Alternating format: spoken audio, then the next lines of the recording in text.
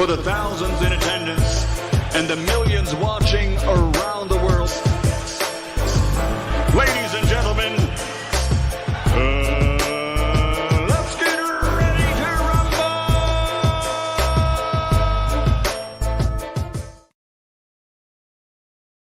rumble! Well, we're back. Coach Malachi Williams, New Media Today USA Boxing. We're back, y'all. Yes, y'all. Today is Wednesday. It's a lovely day. Shout out to the UK. Right now, I know it's evening time. It's 8-something at night. A few minutes after 8. Shout out to the UK. You see what I'm saying? Shout out to everyone from around the world who watches this podcast. When I look at my analytics, I do see that people from several different countries do watch this podcast, so I'm very appreciative. And I would like to say I appreciate all of my trolls and the ones who call me all kinds of types of names. I appreciate you. I really do. I don't get offended to it. But anyways, yes, y'all. Canelo, they gonna learn today, does not bow down to no one. No Uncle Al, no PBC.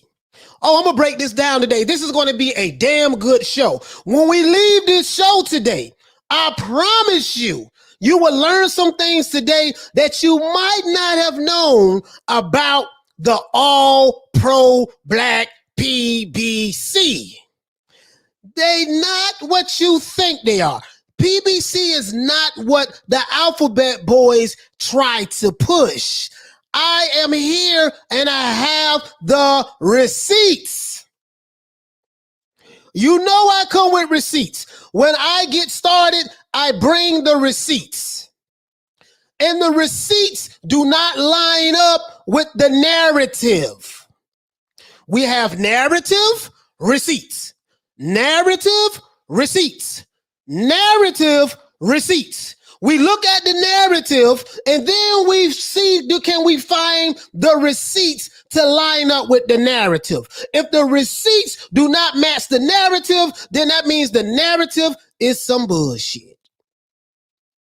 Oh yeah, I'm going there today. So anyways, before we get started, let's break it down. You know how we do it. Shout out to JC in the building. Shout out to Merrill Dixon. Shout out to William Boxing. Shout out to Johnny Blaze. Shout out to Carlos Mendoza. Shout out to Double A Sagittarius. Salute to you, fam, man. I really appreciate that message, man, on IG. Shout out to Not Until Sports TV. What's going on, fam? Shout out to Zay. Let's get it. Shout out to Richard Sletsky. Yes, y'all.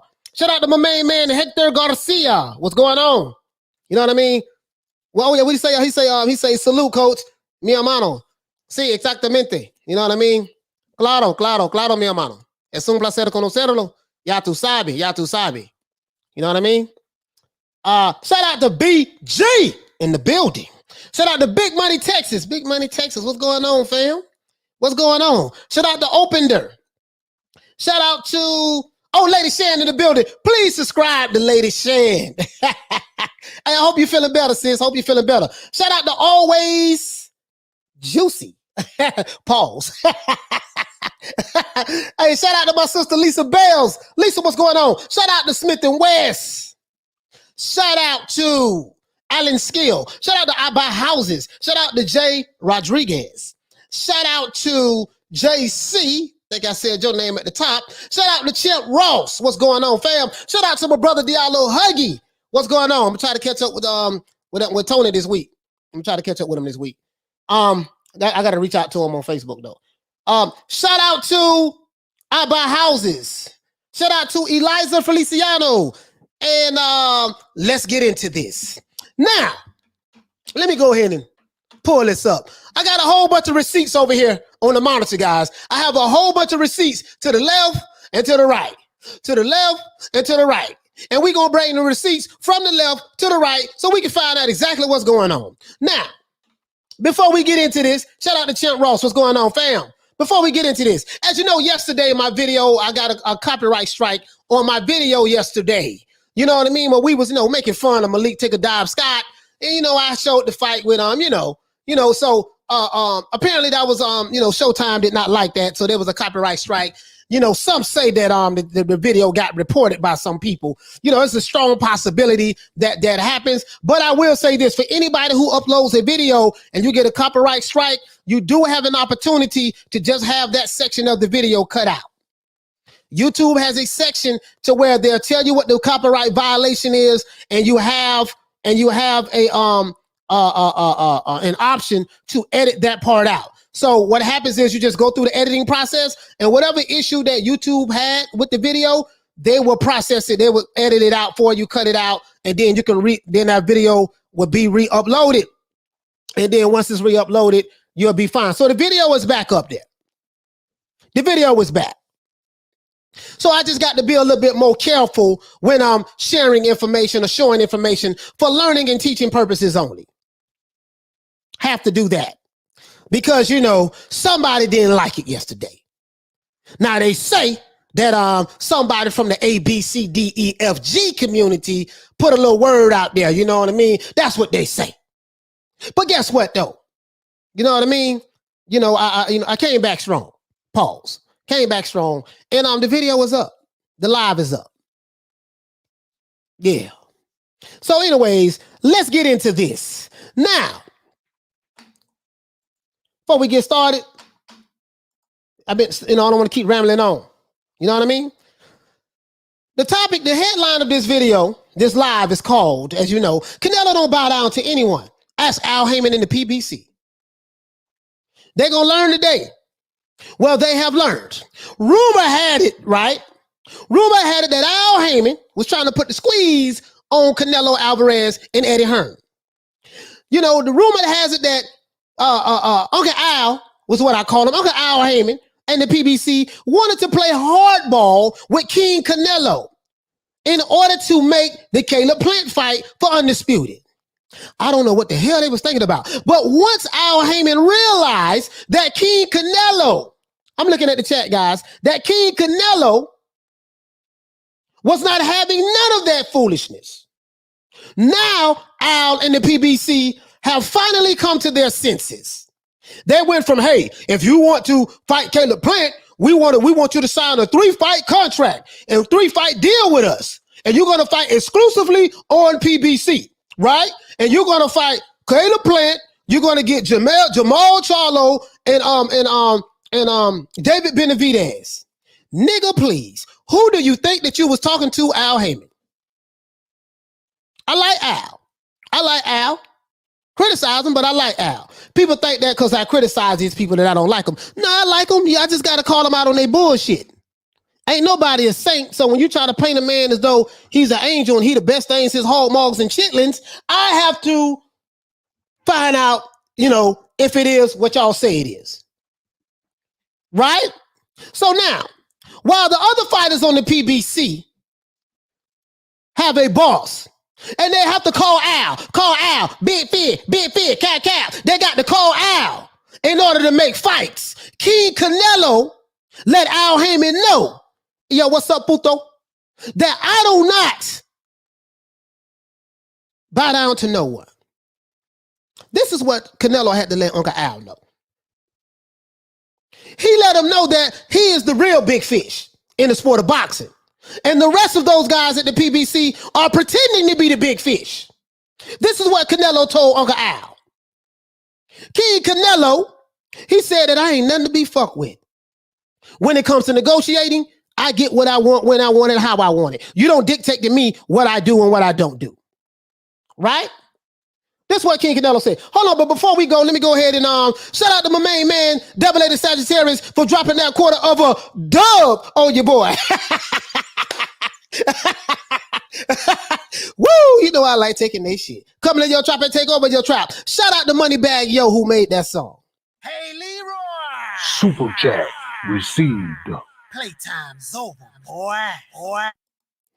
Shout out to my dog BG for dropping that quarter of a dub on your boy. Let's see. Hey, Leroy. Super chat received. Playtime's over, boy. BG say, and to give, I guess you're trying to say, here to give super chat, dropping that quarter of a dub on my boy, Coach Malachi Williams in the super chat. Yes, y'all, and you don't stop. Hey, listen, you guys gonna make me bring my 1979 raps flow back up here to 2021. You see what I'm saying? Anybody want to battle me in rap, I come with my 1979 Curtis Blow style, and I take out you New Jacks. But anyways, let's get back to it, man. You see what I'm saying? We're going to talk real country today. So all my brothers and sisters from the UK, I know that you guys speak real English. In America, we speak American English, right? And in the South, we speak country English. You see what I'm saying? So I'm going to teach y'all country today. So you're going to speak English, but then I'm going to teach you how to speak country. You see what I'm saying? So you have to be bilingual. You have to know how to speak English and country. Country is a different language. Okay.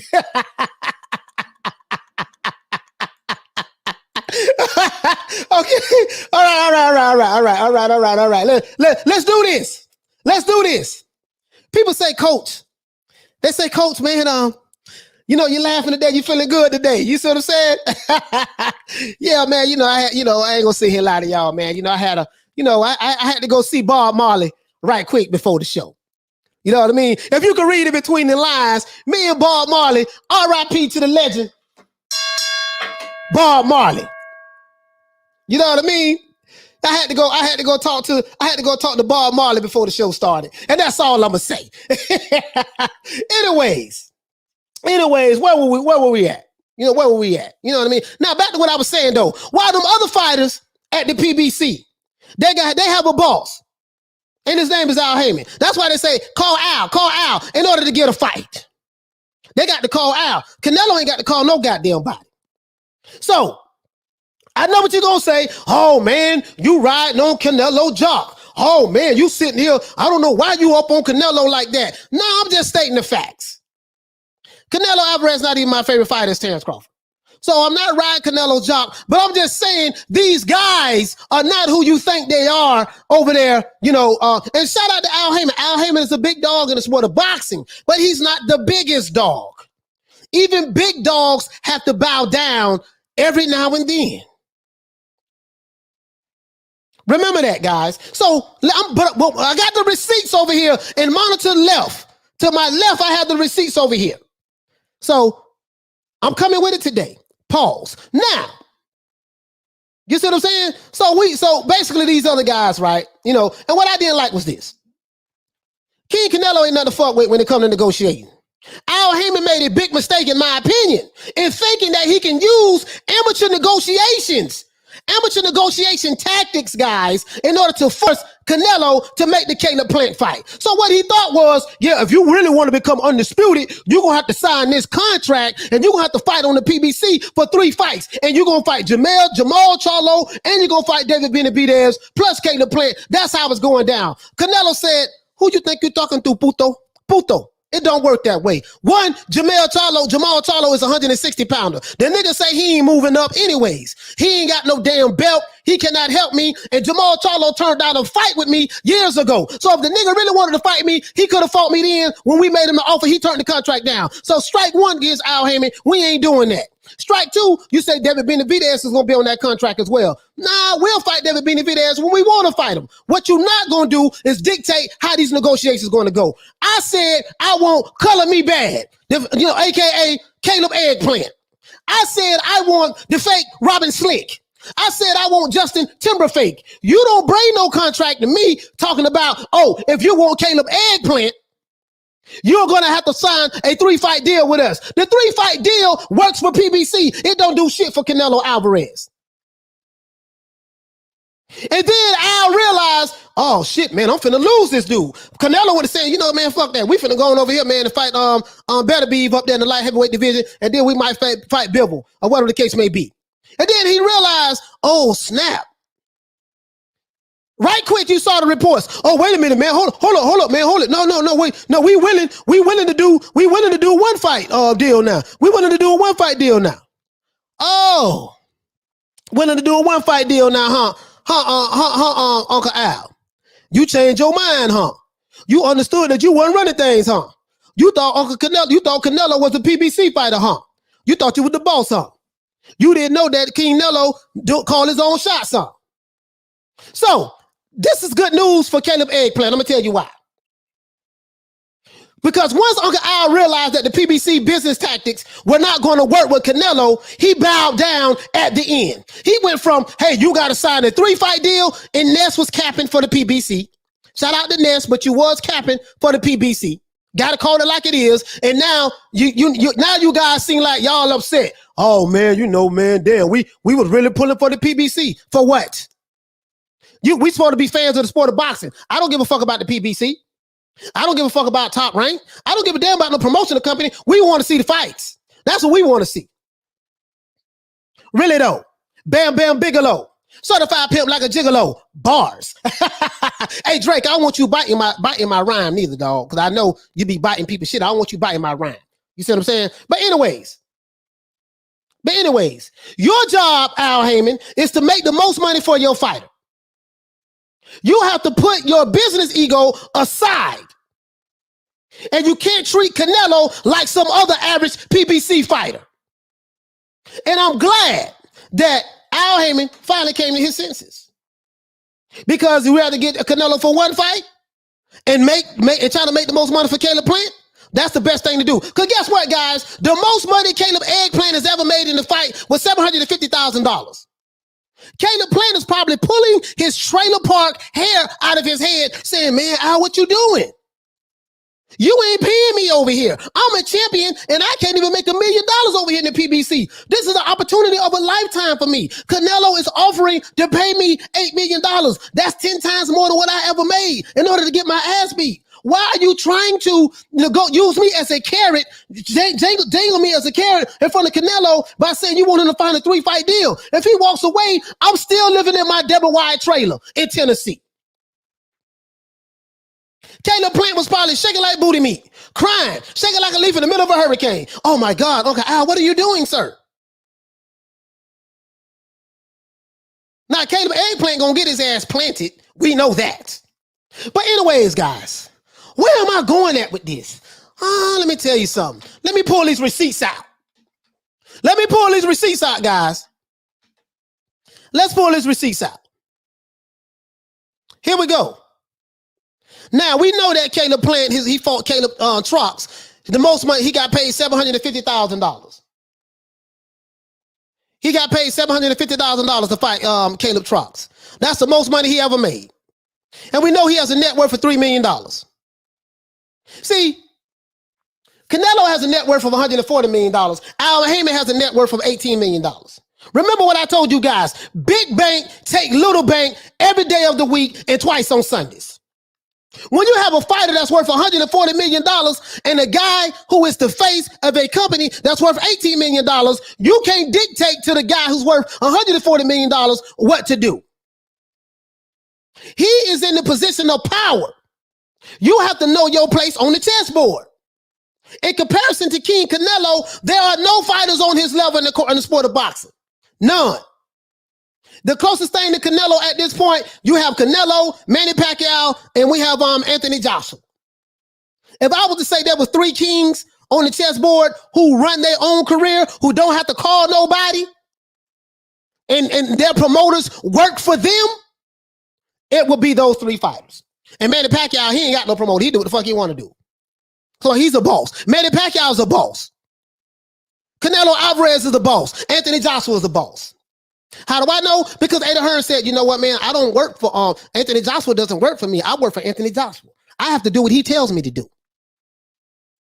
Ada Hearn said, you know what? I don't work for Canelo, don't work for me. I work for Canelo Alvarez. I have to do what Canelo Alvarez tells me to do. What fighter, what boss, what promoter you know in the sport of boxing says that?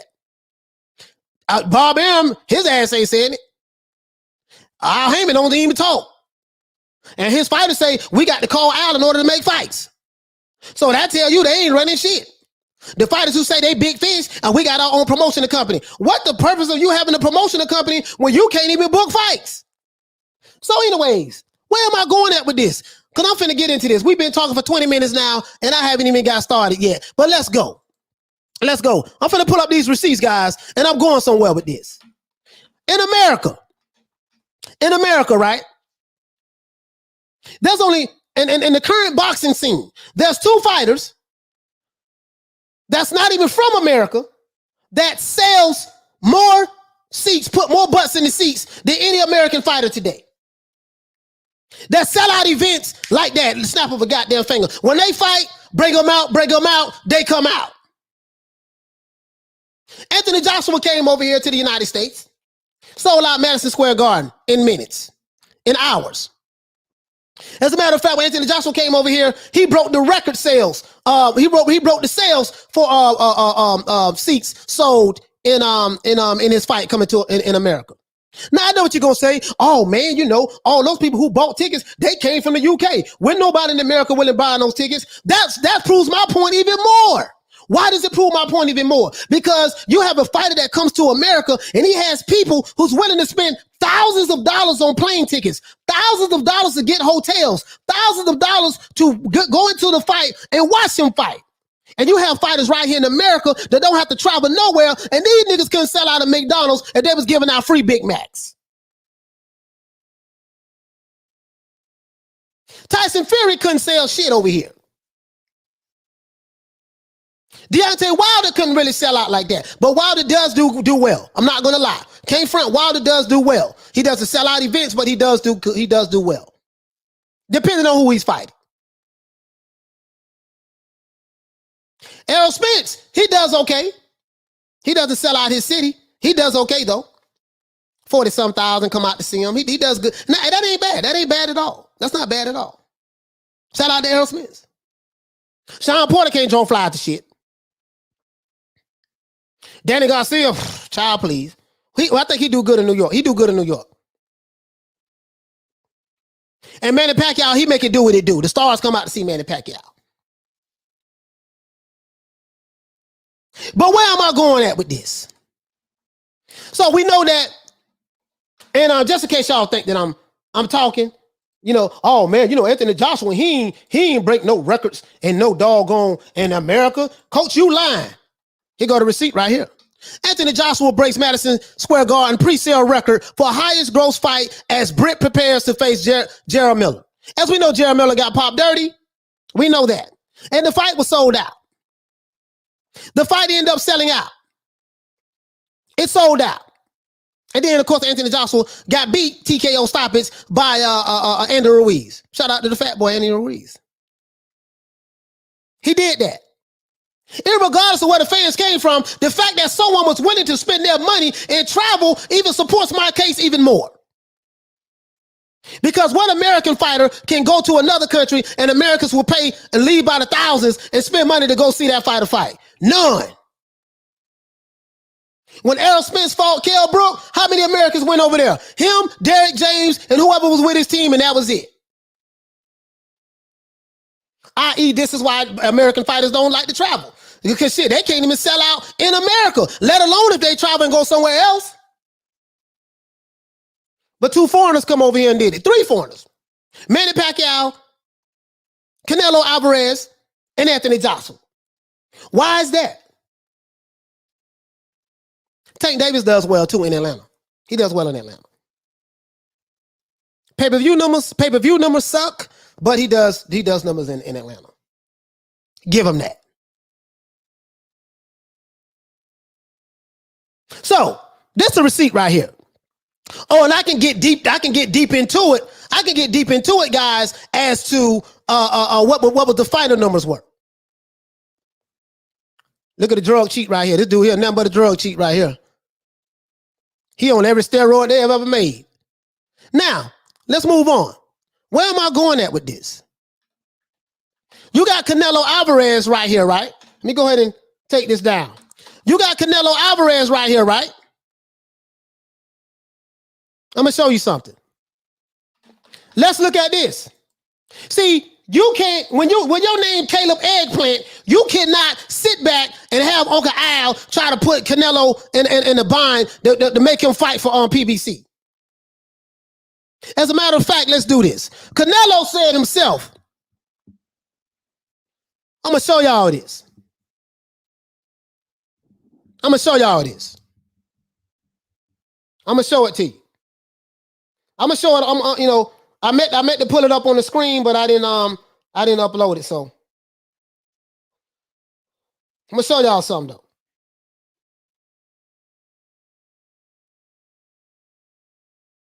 Oh, sorry about that. This is what Canelo said. I want y'all to see this.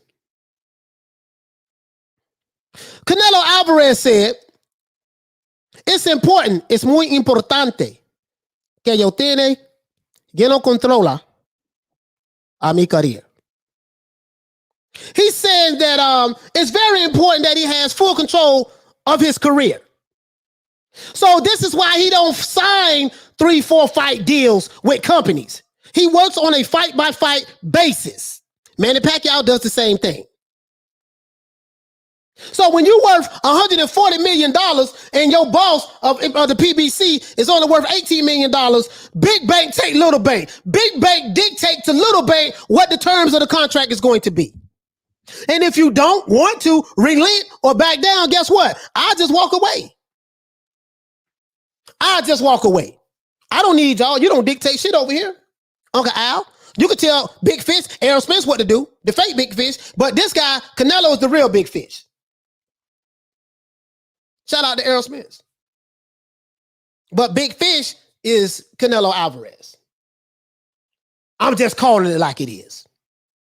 And Manny Pacquiao. I'm just calling it like it is. And Anthony Joshua. I'm just calling it like it is. Why are these three men the Big Fish? I'm going to tell you why. Because when you fight Canelo Alvarez, you make more money than you ever made in your career. When you fight Manny Pacquiao, you make more money than you ever made in your career. When you fight Anthony Joshua, you make more money than you ever made in your career. So depending on who you fight, if you fight me and this is going to be a career payday for you, that means that you're fighting me is more of a benefit to you than it is for me to fight you. You fighting me is more of a benefit to you. Why? Because your ass living in a double wide trailer, Caleb Plant. Your ass living in a double wide trailer in Tennessee. I think that's where he's from. The most money you ever made in the fight was $750,000. What are you bringing to the table? Oh, I'm finna bust their ass today. Check this out. Canelo Alvarez, it said Canelo to earn $25 million for Saunders fight at sold-out AT&T Stadium. Canelo made $25 million. Caleb Eggplant makes $750,000. Canelo was a champion making $25 million. Caleb Eggplant is a IBF super middleweight champion making $750,000. Nigga, please.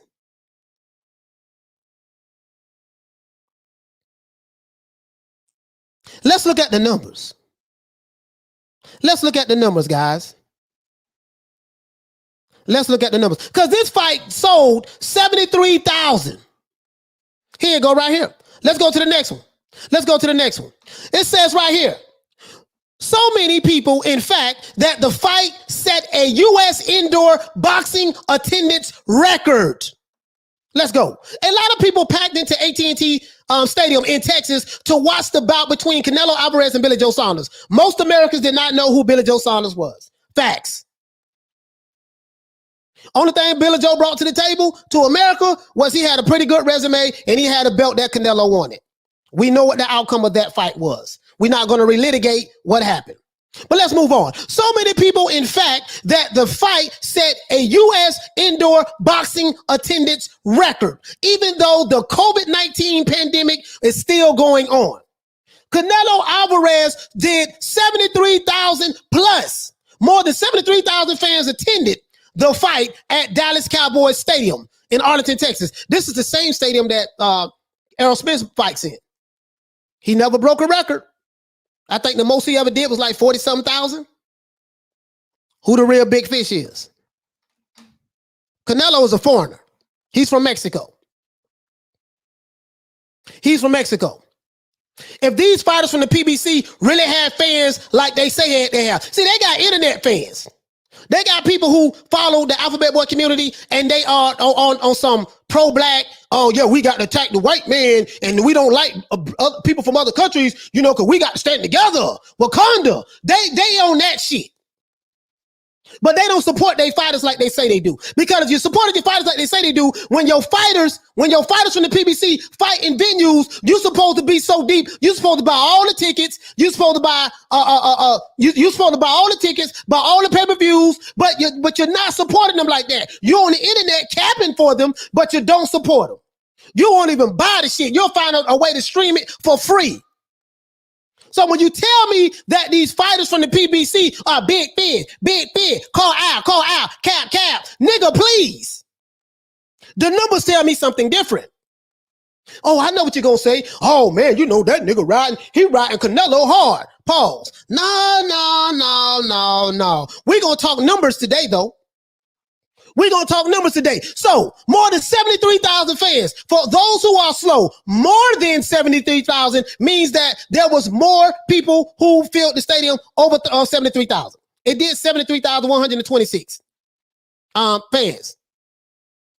And it says that, you know, in that one stadium in Arlington, Texas, breaking the previous record set at Muhammad Ali fight in 1978 by nearly 10,000 people. Canelo broke a record. The last broke a record that was 78. That was 43 years old. He broke a 43-year-old record. Here come Toon. Shout out to my brother Toon for dropping that quarter of a dub on your boy. Hey, Leroy! Super chat received. Playtime's over, boy.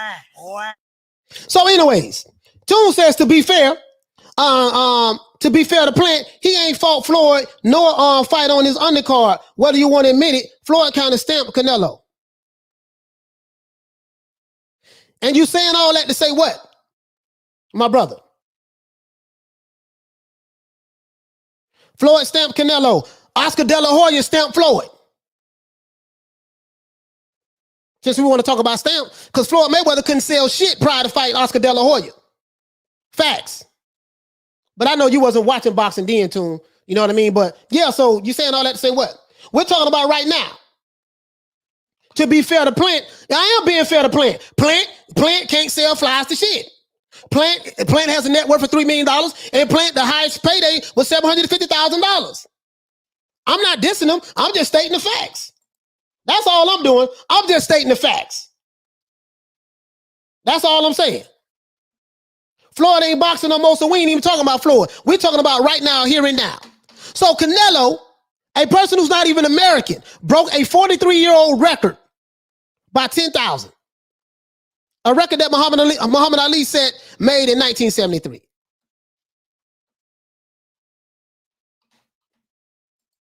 So,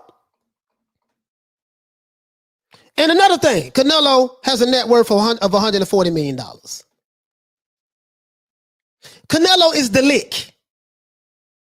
Everybody wants to fight Canelo because they want the paycheck. They don't want to fight Canelo because they believe they can win. Now, if Canelo can beat, if Caleb Eggplant can beat Canelo, he will become the undisputed super middleweight champion of the world. Ain't nobody in this chat gonna bet on him though. Oh no, Toon might bet. Me and you already got a bet. Yeah, I think me and Toon already got a bet.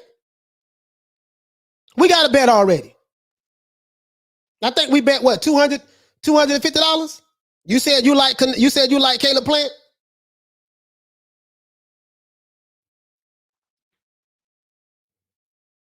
Yeah, we got a bet already on that, I think. Yeah, $250. So, who else want to bet? Who like Caleb Plant? Who like him? Well, and that's if he signed the contract. Because until the contract is signed, it don't mean shit. So let's move on. Let's go to Twitter right quick, guys. Let's go to Twitter. Let me take this off right quick. Let's go to Twitter right quick. Oh, I got some more receipts. I'm not finished, y'all. I'm not finished. I have some more receipts. What's his name? Let's go to Michael Benson. Let's go to Michael Benson. Michael Benson, what you say, playboy? Playboy, what to say, Michael Benson?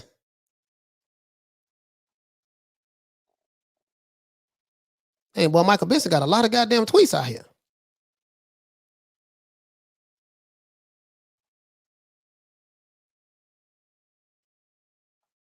So, for all y'all who think I'm just capping, let's add this to the stream. It said right here, Eddie Hearn claimed, this is according to Michael Benson. Eddie Hearn has claimed that Al Haymon's PBC would prefer to do a 3-fight deal on Fox with Canelo, starting versus Caleb Plant. Hearn insisted that this defeats the point of Canelo's status as a network-free agent, but said Canelo is open to a 1-fight deal versus Plant.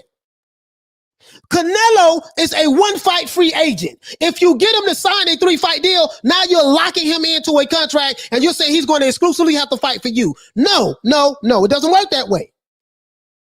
Doesn't work that way. This ain't about Caleb Eggplant. This ain't about Caleb Eggplant. Let's move on.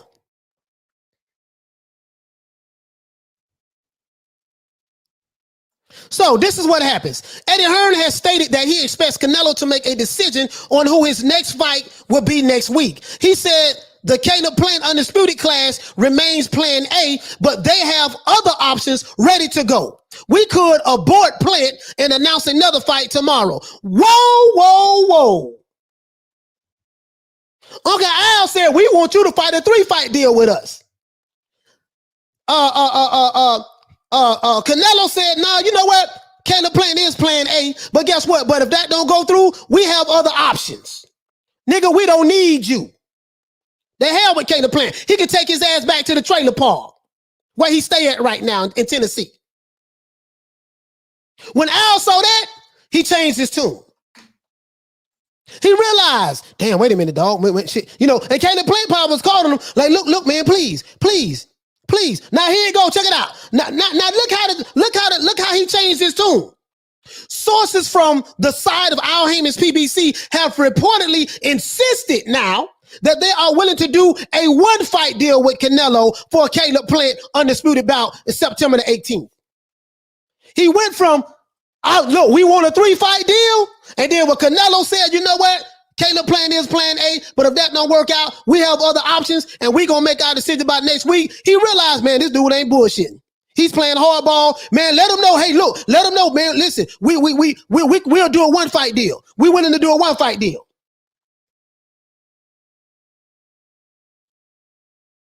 Now he's willing to do that 1-fight deal now. Canelo said, no, Puto, it don't work that way. It don't work that way. Now, Al Haymon changed his tune. Yeah, he did that. That's some pro-black shit for you, though. I got to show you the receipts, though, because some of y'all who are pro-PBC fans, y'all will be like, oh, man, goddamn. But anyways, I'm not finished. I have some more receipts. So now we got that out the way. We know that what Anthony Joshua did when he came to the United States. So I'm gonna go ahead and close this window. Bam. Now we know what Canelo and Billy Joe Saunders did at the AT&T Stadium that no fighters in the PBC can do. We know that. So I'm gonna close that window. Bam. Ain't no need me showing that receipt no more. I want to tell you guys something. Where else am I going at with this? Oh, I'm not finished. I'm just getting started. So now, you have a lot of fighters with the PBC that are not getting fights. You have a lot of fighters at the PBC that are just sitting on the shelf. You know, you hear that, man, the PBC is the best thing that happened on the planet Earth. And you know, and everybody in the PBC is rich and making money and they partying like it's 1999. Oh, yeah? It's a whole lot of Ice Gary Russell Jr. Can he party like it's 1999? The man can't even get fights on his own with fighters that's on the same side of the fence. Gary Russell Jr. can't even get a damn fight with people who signed with the PBC. Caleb Eggplant and David Benavidez are both with PBC. They are both light heavyweight champions. And guess what? Al Haymon cannot make these two fight each other. Why is that? So when you people say who are pro PBC, yo man, when you come to the PBC, you know you're gonna get this fight, that fight. Explain to me why Caleb Eggplant and David Benavidez can't fight each other.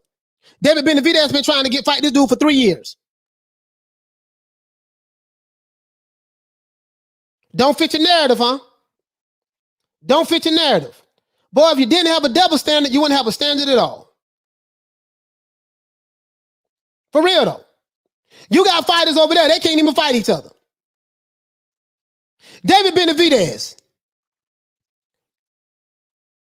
This is what David Benavidez said about fighting Caleb Plant. He said the time is past.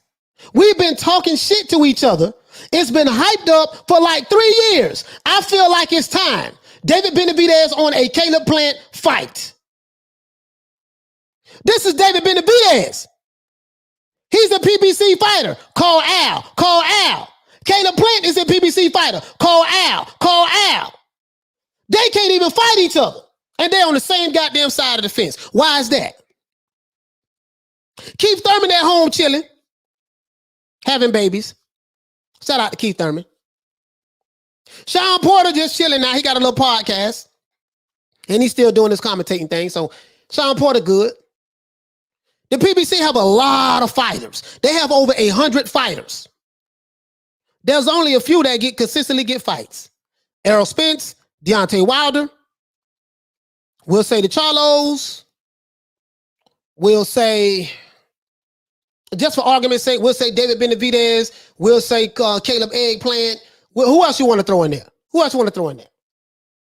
Wilder, the Charlos, Caleb Eggplant, Benavidez, Spence. Who else? Well, Tank is with Floyd, but we'll say Tank. Give me good 10 fighters that constantly get fights out of the 100 that they have. Out of the 100 that they have. You have fighters complaining that they can't even get fight dates with the PBC. They can't even get fight dates with the PBC. Fighters. Adrian Broner, he in rehab right now. He in rehab right now. He can't even get a fight date. But hold on, guys. Let's go over here now. Now, I'm finna move on to something else. What am I going to move on to? We're going to talk about Al Haymon. We're going to talk about Al Haymon. Why are we going to talk about Al Haymon? Because I got something I want to talk to you guys about. Al Haymon started the PBC back in 2015. He got a hedge fund. He put a hedge fund together. A hedge fund is a group of investors that invest money in your business or idea or whatever. The Alphabet Boys, where am I going at with this? Please follow me right here. Their argument, we got to support Al Haymon. You hear all of the channels. The Boxing Boys, Blue Blood, 7A Sports, Fagnon, Boxing Nemo, Dante's Race Baiting Nation, Kaka TV, all of them, right? All of the boys on the Chitlin circuit. We're going to call them the Chitlin circuit boys. Hog Mog and Chitlin circuit. Alphabet Boys. They talk all this Malcolm. We ain't going to say Malcolm X. R.I.P. to the great legend Malcolm X. I would never disrespect his name like that. They talk all this Talcum X stuff. They talk all this Huey P. Fig Newton stuff. They talk all this Marcus No Garvey. They talk all this W.E.B. Du Bois, Booker T. Watts. They talk all of this black stuff. Wakanda forever. And they call me a coon. Okay. Say you a sellout. Okay. They say you are a disgrace to your race. Okay. I've heard it all.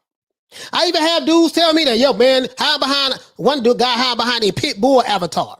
Yo, man, when I see you, I'm going to do A, B, C, and D. Okay. Okay. So they say that we got to support the black man, Al Haymon. And they don't like white people. They say that, yeah, man, you know, see the racist white supremacy.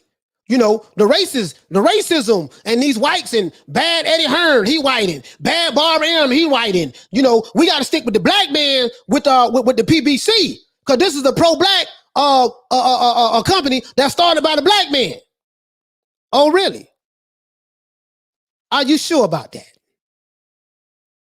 I got the receipts that the PBC is not what they are pushing it to be. I'm not talking about Al Haymon. I'm talking about the dudes who push the narratives. The dudes who push the narratives. Oh, I got the receipts. Oh, listen, if you're pushing the PBC narrative, if you're pushing we got to stick to the black man, the black program, and white people are evil, and yada yada yada yada yada yada. If that's your narrative, oh, you are going to hate me today. I promise you, you are going to hate me today, because I am fixing to drop a nuclear bomb on that ass. Pause. Yeah. See, bruh. No, you forgot the right guy. So let's break this down. Let's break this down, guys. Let's break this down. I want to do this. I'm finna share this with you guys. So what is a hedge fund? A hedge fund is a pooled investment fund, meaning people who come together, put their money together. Usually a private partnership that seeks to maximize absolute returns, meaning return on profit, return on investment, using a broad range of strategies, including unconventional and liquid investments.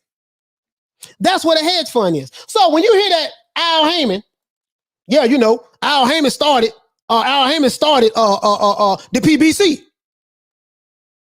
And this is the black man. And the black man, and yeah, you know, and this is why we ride with the PBC. And anybody who don't ride with the PBC, you know, and you ride with the white folks and all this stuff there, you know, you're Uncle Tom, a sellout, you're a coon, and we gonna pull up on you. Shout out to Carlos Diaz for dropping that quarter of a dub on your boy.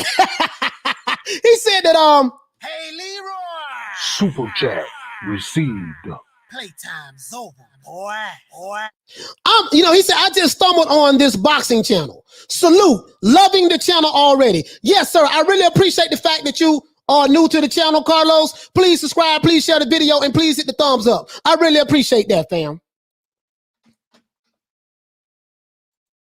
Where am I going at with this? You say, Coach, where you going at with this? Where are you going at with this? D-I-S. This. Told you I'm going to teach y'all to be bilingual today. You got to know how to speak English, and you got to know how to speak country. English and country. That's what you're going to learn today. Know what I'm talking about? But anyways, where am I going at with this? Because the narrative is PBC is a black company.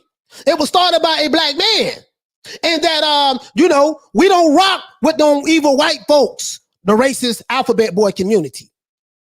Them niggas is racist. Reverse racism. Yeah. You said I was a coon, right? You said I was an Uncle Tom, right? You said I was a sellout, right? You said I was a disgrace to my race. Oh, you really gonna hate me today? Yes, you are. You are really going to hate me today. When I finish with this presentation, I promise you, you will probably never like me again in life. But that's okay, because you're going to learn today. So now, there's a company, a hedge fund, that Al Haymon put together from a company called, and let me share this, from a company called a Kansas investment firm called Waddle and Reed. And they committed an estimated $425 million to $525 million to Al Haymon's ventures. A figure confirmed by 3 officials connected to Al Haymon's firm, Premier Boxing Channel. Where am I going at with this? You say I was a coon. Say I was a sellout. Uncle Tom, you say that I was a disgrace in my own race. Guess what? You are really going to hate me today when I finish. So the narrative that you guys put out there, and let me go ahead and read this one more time. Al Haymon started a hedge fund. He got together with some investors from a firm called Waddle and Reed. And Waddle and Reed, the firm, committed an estimated $425 million to $525 million to Al Haymon's venture, a figure confirmed by 3 officials connected to Al Haymon's firm called Premier Boxing Champions, better known as the PBC. The Alphabet Boys, the Jabba the Hutts, the General Contractors, the Officer Drew Titans, Fagnons, Boxing Nemo, Dante's Race Baiting Nation, Blue Ball Sports TV, all of these Alphabet Boy, the chitlin circuit is what I call them. Hog Mog and chitlin ass niggas. They say that Al Haymon is the black messiah and he is the black man we got to get behind and we got to support all the black fighters because these whiteys are evil. And the black man, we got to ride with them because he's for the blacks and he's trying to put money in the black man's pocket. Okay? That's what y'all said, right? So let me ask you a question. Who is Waddle and Reed? Who is Waddle and Reed? Do anybody know who Waddle and Reed is? There's a corporation and investment firm called Waddle and Reed, and they're out of Kansas. Guess what? I got the receipts. You're going to learn today. You're going to learn today. So let's go here. Waddle and Reed Waddle and Reed Financial Inc. is an American asset management and financial planning company founded in 1937. Guess what? I'm pretty sure if it was founded in 1937, it is not black owned. It has been a publicly traded company since 1998 and it has its headquarters in Overland Park, Kansas. The CEO name is Philip J. Sanders. Oh, guess what? You say that Al Haymon and you say that the PBC is black and we got to stick together and what we got to do, Wakanda forever. Hold on. You say that I'm a coon, Uncle Tom sellout, disgrace of my race. You really gonna hate me today after the day. After this presentation, you're gonna really hate me today. The boy ain't what y'all say he is. Now, Al Haymon never said he was pro-black. He never said he was Wakanda forever. But you Alphabet Boys are pushing a narrative that's simply not true. Shout out to Folobon for dropping that quarter of a dub on your boy. Hey, Leroy. Super chat received. Playtime's over, boy. I'm gonna tell you like what my main man said. I'm gonna tell you like my main man said. Bill Duke on our Minister Society. You know you don't fuck up right. Now wait a minute. Now, first you said that Al Haymon was a black business owner. He looked out for all the black fighters, and we got to stick with the PBC because they for the black man, and the white promoters like Top Rank, Bob Arum, Eddie Hearn, they racist, and Al Haymon is the lone black man that's coming to the sport of boxing to look out for all of the black fighters, and we don't deal with the racist whites and yada yada yada yada. That's what y'all said, right? The only problem with that narrative, this is what you said, right? Now, first you said that Al Haymon started the PBC and yeah, he put a hedge fund together. But you know your low IQ followers, they don't know what a hedge fund is. They just took it as that, hey man, you know, this is a black company. And if you turn against PBC, you turn against the black man. And that's why we come after you, coach, and call you cool, Uncle Tom, yada, yada, yada, yada, yada, yada. Let me explain something to you guys. Remember what I always tell you. The people who have the money are the ones who are controlled. Big bank take little bank. The hedge fund investors are the ones who own and run the PBC. Yeah, Al Haymon started it, but the ones who put that $400 million, $500 million into that company, guess what? The ones who put the money up are the ones who control it. Didn't know that, huh? Oh, you think they just gave him some money? Here you go, dog. We supporting Wakanda forever. Take this money, black man, and go resurrect your people and pay everybody and make sure the alphabet boys are taken care of, and let them go out here and tell everybody that, yeah, you know, we against Whitey. And what it is we don't associate with Whitey, and we got to get rid of the white Bob Arum, he evil, and get rid of the white Eddie Hearn, he evil, and support the black man, Al Haymon, because he's looking out for all of the black fighters and yada yada yada and such. The only problem with that is, you know, you don't fucked up right. You know you don't fucked up. I got the damn receipts. Let me go ahead and pull this back up. But before I do that, let's get to the super chat. Shout out to New Money DMG for dropping that quarter of a dub on your boy. New Money DMG says that New Media Today USA Boxing. It's the best boxing channel, hands down. Salute, kings and queens. Hit the like button. Yes, hit the like button. And if you're new to the channel, please subscribe. Hit the like button, subscribe, and even share the video. Let the word get out. We just started this channel 7 months ago. So we on the road. Hey, Leroy. Super chat received. Playtime's over, boy. Oh, I'm not finished. And shout out to all the trolls and the guys who call me Uncle Tom sellouts, yada, yada, yada. So where am I going at with this? So this is Mr. Philip Saunders, guys. Remember when we went here?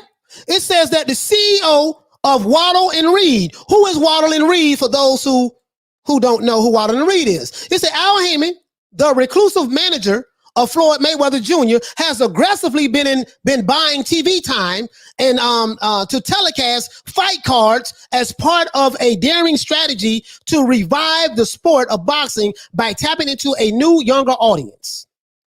So this was his motivation for starting the PBC. That's what they say. So far, judging from the California and Nevada Athletic Commission's records, TV ratings, advertising sales, and fight industry figures, the early financial returns suggest Al Haymon's business model is not working.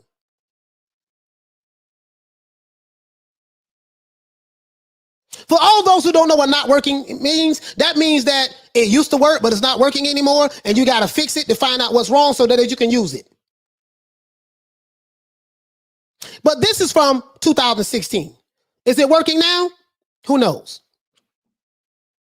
But that would explain why a lot of these fighters can't get fights, because Al Haymon would have to buy a bunch of TV time and, you know, with Fox or with corporations or with Showtime in order to get these fights on. And guess what? If the fights are not profitable, it doesn't make sense to buy TV time for a Sean Porter to fight his scrub when Sean Porter can't draw flies to shit.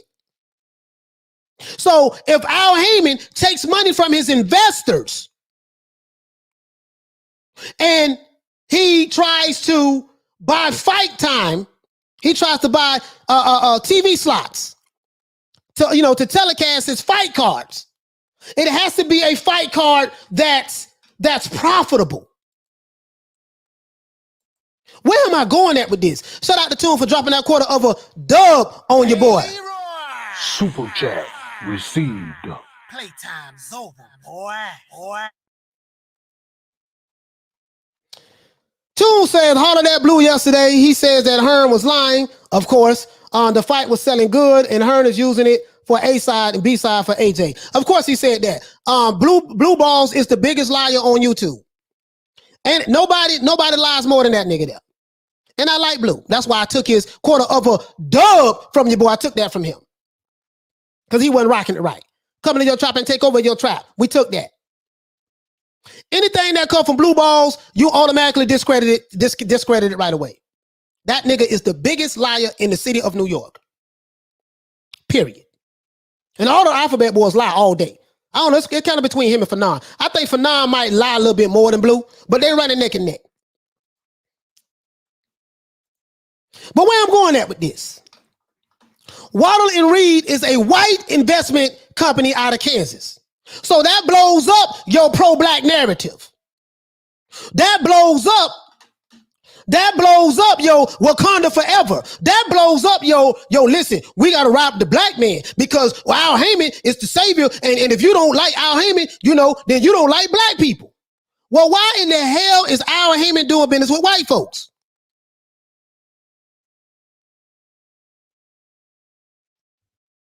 And guess what? Al, ain't nothing wrong with you doing that. I'm not complaining about that, Al. The only problem is the people who are pushing the narrative on YouTube must not be privy to this information. And if they are being disingenuous. You're being disingenuous when you say that you support the PBC because it's a black-owned company. But you fail to tell your subscribers that they are backed by white folks. You sell race to your audience. Yeah, these white people evil. They this, they that. Okay, apparently Al Haymon don't feel like white people are evil. He went to a white investment firm in order to raise $425 million to $525 million. Now, guess what? Oh, I'm not finished. Let's see what they look like. Oh, Wakanda forever. Mr. Philip J. Saunders is the chief executive officer. He is the CEO. Says right here, CEO of Waddle and Reed, Philip J. Saunders, right? Guess what? Al Haymon got some connections, boy. You say he pro-black, right? These white investors are the real owners of the PBC. What they say goes. Why? Because they got the money. What do I tell you guys? I say these fighters with the PBC, they are not their own bosses. When they say call Al, big fear, cap, big biz. When they say call Al, the reason why they got to call Al, because Al is the one that has the purse. Al is the one that's responsible for what? Buying fight time on different networks so that he can showcase his fights. Where does he get the money from? He get it from Mr. Philip J. Sanders. Let's look at the other ones. He looked white to me. I don't see Wakanda here. So Alphabet Boys, guess what? Al Haymon is not this pro-black Wakanda forever guy that you've been paying. You niggas has been lying. Mr. Philip Saunders is the CEO of Waddle and Reed. Who is Waddle and Reed? They are the hedge fund company that invested the money in the PBC in order to help this company get off the ground. Guess what, guys? They want to see a return on investment. They want to see a return on investment. You know how you get a return on investment? You got to have the best fighters fighting the best fighters. You don't get a return on investment having an A-class fighter fight a C-class fighter. Do you want to know why? Because the fans will not pay for it. If the fans will not pay for it, then the company loses money. If the company loses money, then guess what? These white investors are going to be very upset with Al Haymon. Mr. Philip J. Saunders, salute to you, sir, for financing Wakanda. Let's go to the next guy. Mr. Brent K. Bloss. He is another white guy. He is the president of Waddle and Reed. So not only do they have a white CEO that's backing the pro-black PBC, but there's a white president that's backing the pro-black PBC. No, what else we got? Oh, let's go on. Oh, there's another white guy. He is the senior vice president, general counsel, chief legal officer, and secretary. His name is Mr. Mark P. Boulay. Or Bio, however you pronounce it. Let's do this. Shout out to Matt Cedillo for dropping that quarter of a dub on your boy. Super chat received. Playtime's over, boy. He said, remember when Fred was confused why Kelly Swanson had the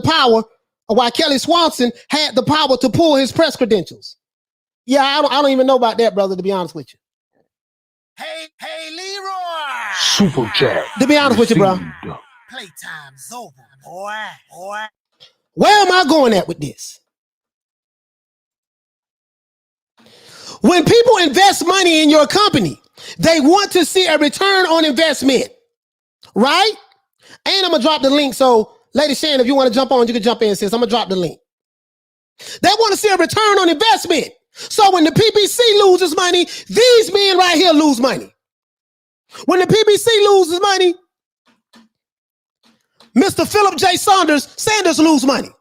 When the PBC lose money, Mr. Brent K. Bloss lose money. When the PBC loses money, Mr. Mark P. Boulay loses money. You told me, Alphabet Boys, that the reason why we got to support the PBC because they pro-black. It's a black company. And you say that Al Haymon, you can't believe nothing. And I look at your moderators. They say some of the racist shit ever in the chats. When a lot of my subscribers see me videos, I go straight to the comment section and they say some of the most racist shit. You know, Al Haymon is a devil, this, that, yada, yada, yada, yada. He is a liar. And you know you can't trust white folks. You can't believe Ed Hearn, he a white man. When we roll with Al Haymon because Al Haymon black. But guess what? Your black man got white investors. These are the strings that are pulling your black CEO, head of the PBC. Wakanda forever, all you Wakanda forever guys. Did you know that these white men was backing your black king, your black CEO Al Haymon? This is why you can't push that. This is why you can't say, well, Deontay Wilder, he pro-black, he represents for his people. Okay, but he got two white managers. See, there's always big money, and this is facts. We're not talking about, no, I'm not talking about no crazy stuff. I'm not talking about no racism, nothing that. There's always powerful white men behind these so-called independent, free, militant, pro-black people. There's always the powerful whites financing them. So when you paint this narrative that they're pro-black and we're going to get behind that, you really get behind these white guys who run this company. You're really getting behind, you ain't really getting behind PBC, you're getting behind Waddle and Reed. Waddle and Reed is the financial backers who back the PBC. Oh, I'm not finished. So I showed you one white guy, Wakanda forever, two white guys, Wakanda forever, three white guys, Wakanda forever. Oh, if I scroll down, what else I'm gonna see? Oh, what is this? Mr. Benjamin R. Klaus. Looks like another white guy. Let's see. Senior Vice President and Chief Financial Officer. He is the Senior Vice President and Chief Financial Officer of Waddle and Reed. I just blowed your narrative up. You said I'm a coon, Uncle Tom sellout, and you don't like me. Guess what? You really not gonna like me after the day. But please subscribe though. Share the video, comment, and call me what you want to call me. And if you're a troll and do not listen. Moderators, don't block nobody. Do not block anybody because blocking people only stops the channel from growing. Do not block anybody. I don't take it personal. I don't want you to take it personal. Don't block nobody. They are helping us. So, these investors, this company invested money in the PBC. The investors are the real PBC. These are the ones who control the PBC. When they call Al, they say, hey, Al, man, this ain't looking too good, bro. We lost money with this dude. We need some big fights. This shit ain't working. Well, as a matter of fact, they ain't even worried about the fights. We need to get our money back. How are we going to get a return of our investment? Because guess what? We invested money in you thinking that we're going to get our money back over return, right? The only way you make your money back, guys, is what? You have to do what? You have to put on big fights. You can't have Tank Davis fighting a Mario Barrios, someone who ain't nobody never heard of. You can't have Wilder, which Wilder is fighting Tyson Fury, that's good, fighting C-class fighters. This is why your fights don't sell out. This is why your pay-per-view numbers was garbage prior to Tyson Fury. The way the sport of boxing works is this. It's supply and demand. The fans are demanding A-class fighters fight A-class fighters. The fans are demanding undisputed championship bouts. The fans are demanding unified championship bouts. The fans are demanding that we see A-class fighters fight A-class fighters. The fans do not want to see a A-class fighter fight a tomato can. They want to see the best fight the best. And if the best fight the best, guess what? The fans will have a vested interest in it, and they will spend their dollars to support your fight cards. That's the problem. Guess what? I'm not finished. We got what we got, guys. Wakanda forever, right? We got one white guy. Salute to Mr. Philip J. Sanders. We got two white guys. Salute to Mr. Brent K. Bloss. We have three white guys. Salute to Mr. Mark P. Boley. And we have four white guys. Salute to Mr. Benjamin R. Klaus. Guess what? If I stroll down the page, will I see somebody black on there? Let's see. What? Wait a minute. This is the fifth white guy. Mr. Daniel P. Hansen, Senior Vice President and Chief Investment Officer. Dan Hansen is the Senior Vice President and Chief Financial Investment Officer of Waddle and Reed Financial Inc. and the company's asset manager.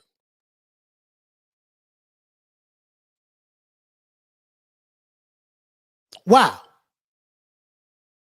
Now, we do have Canelo. No, we do have an undisputed match with Jamel Charlo. Shout out to Jamel Charlo and Constano.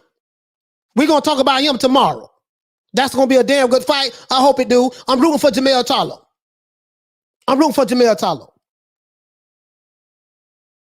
I really am. But we finna blow these narratives up. So for all you pro PBC guys in the chat, please stay. I'm finna educate you today. You're gonna get some education today. Education. You're gonna get that today. Because you're gonna have to explain to me, how are you Wakanda forever? How are you pushing that white people are evil? Bob Arum is evil because he white. Eddie Hearn is evil because he white. We can't trust white folks. We pro-black. Yada, yada, yada, yada, yada. But Al Haymon don't feel that way. Al Haymon don't feel that way. If Al Haymon listened to you fools, he wouldn't have nothing. He don't feel that way.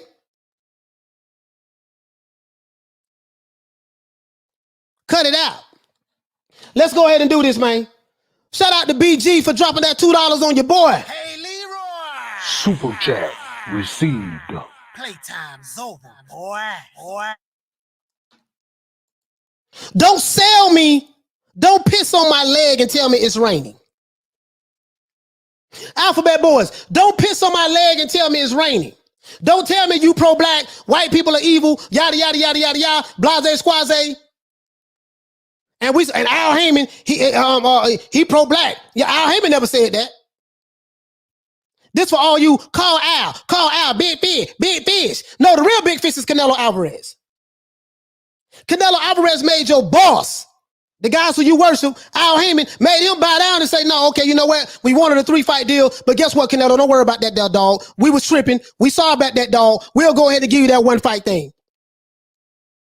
And these white investors probably call Al Haymon. These white investors right here probably called him and say, look, Al, you better make that 1-fight deal happen. Let's go on to the next one, though.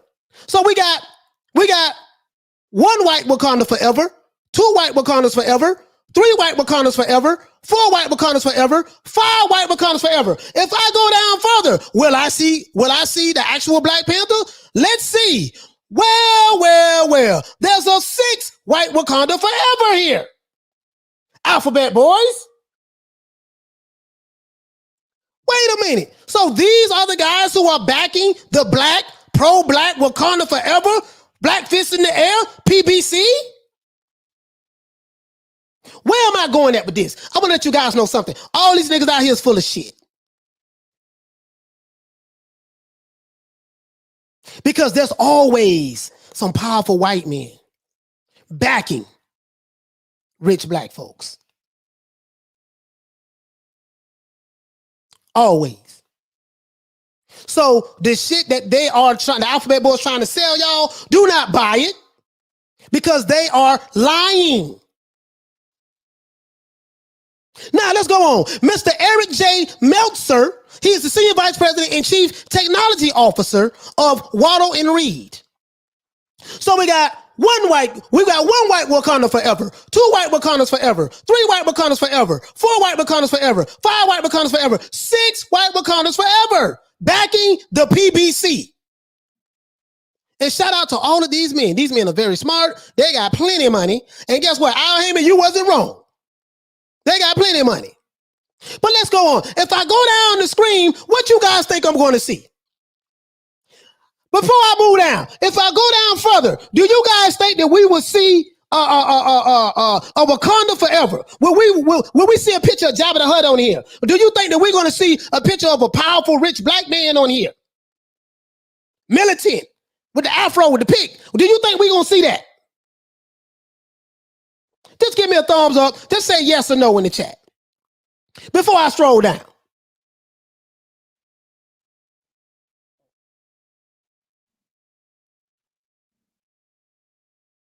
Let's see. Another one. Let's go down some more. Well. Mr. Sean M. Mihal. He is the Senior Vice President in Wealth Management. Sean Mihal is the Senior Vice President in Wealth Management of Waddle and Reed. This is 7 white guys that's backing the PBC. Shout out to 913 Boxer 5 for dropping that quarter of a dub on your boy. He said it's evident PBC ain't got it. You can tell because their fighters never give counter offers. Absolutely, brother. Hey, Leroy. Super chat received. Playtime's over, boy. As Lil Green Eyes P would say, what you say, sis? You say 7 doors. Who saw Snow White?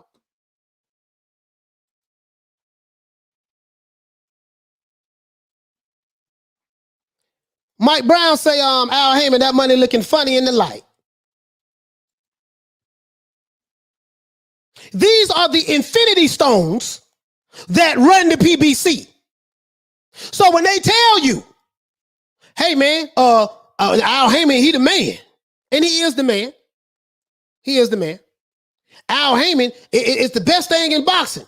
And Al Haymon is fighting against the machine. He's fighting against the white people who are oppressing black fighters. Oh, he is? But all of these guys are white. Why y'all didn't say that he teamed up with a bunch of white people? That blows up Wakanda forever. So we got 7 Wakanda forever so far. If I go down even further, what do you think we're going to see? If we go down any further, what do you think we're going to see, guys? I'm just saying. I'm going to drop the link for my sister Lady Shannon to get in. As a matter of fact, let me go ahead and do this now. Because I'm almost finished, guys. I'm almost finished. Trying to prove a point here. When I called myself the LDBC killer, I meant that. There's nobody on YouTube. There's no YouTube boxing channel that destroy these guys methodically the way I do. There's a bunch of them that are good, and there's a bunch of channels that I like, that I rock with. I love those channels. I love them. Shout out to all the channels that I rock with. You know who you are. But boy, they hate me, boy. Woo! The nature boy, Ric Flair. Mr. Sean M. What?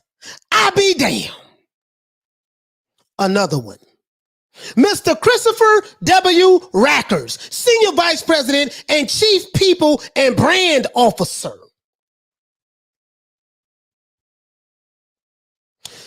I'll be damned.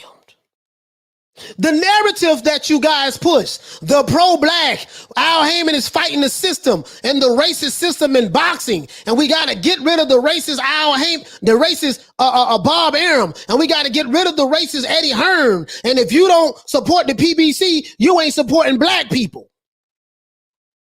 No, I didn't drop the link yet. I didn't drop the link yet because I don't want to be disrupted. I'm going to drop the link in a minute because I know when I drop the link, I'm going to be interrupted. So I want to, when I drop the link, Troy, y'all come on. I'm not going to say nothing. I'm going to let everybody talk.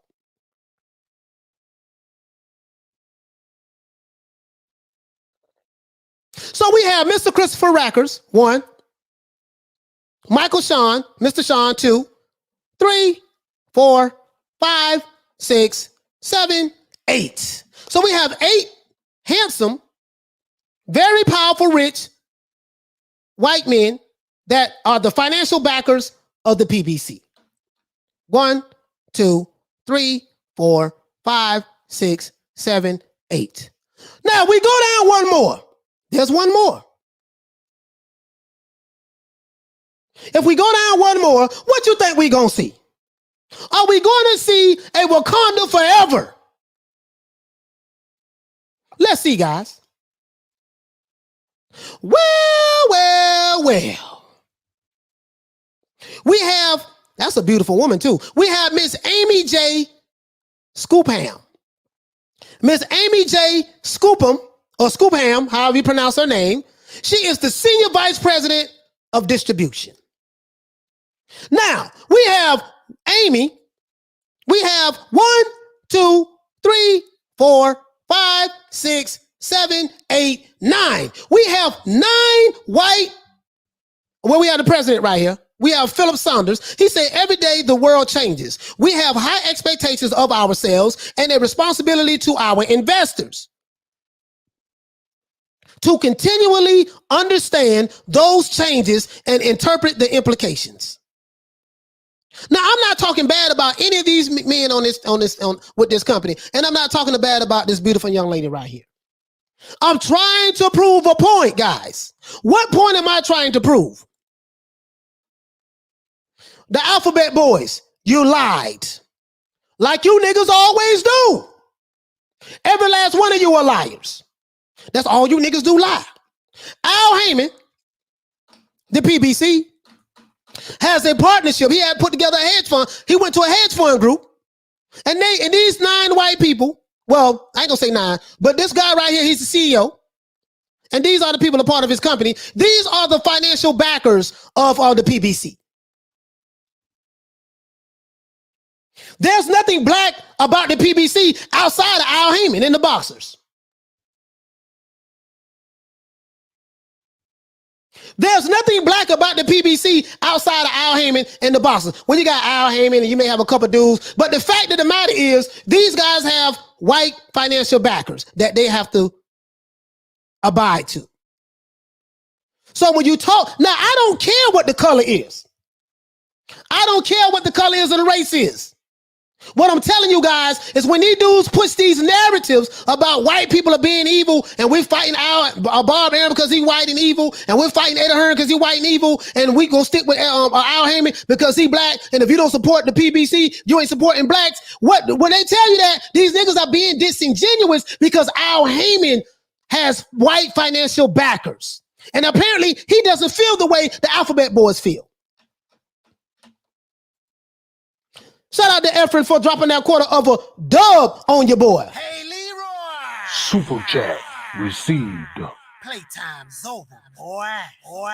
He said, I don't care who you are. There's always a white man on top of the totem pole cutting them checks. Keep your foot on their necks. Great work. There's a troll I see in here.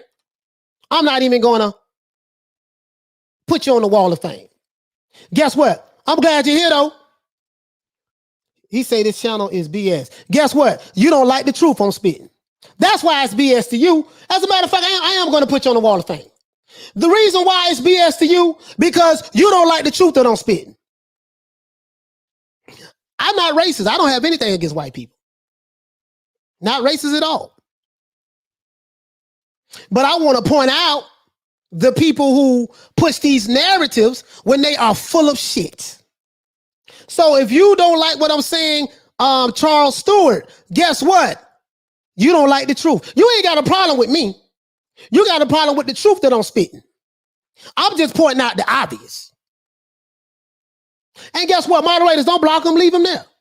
He is contributing to our view count. Leave him there. Let him stay. Let him shake-a-lang a little bit. Shake-a-lang mean hang out. So anyways, let me go ahead and drop this. Let me go ahead and drop this link. So I just wanted to share that with you guys. So when they push this narrative that the PBC is all black company, well, I just showed you that. I just showed you the receipts. It ain't really what y'all pushing it to be.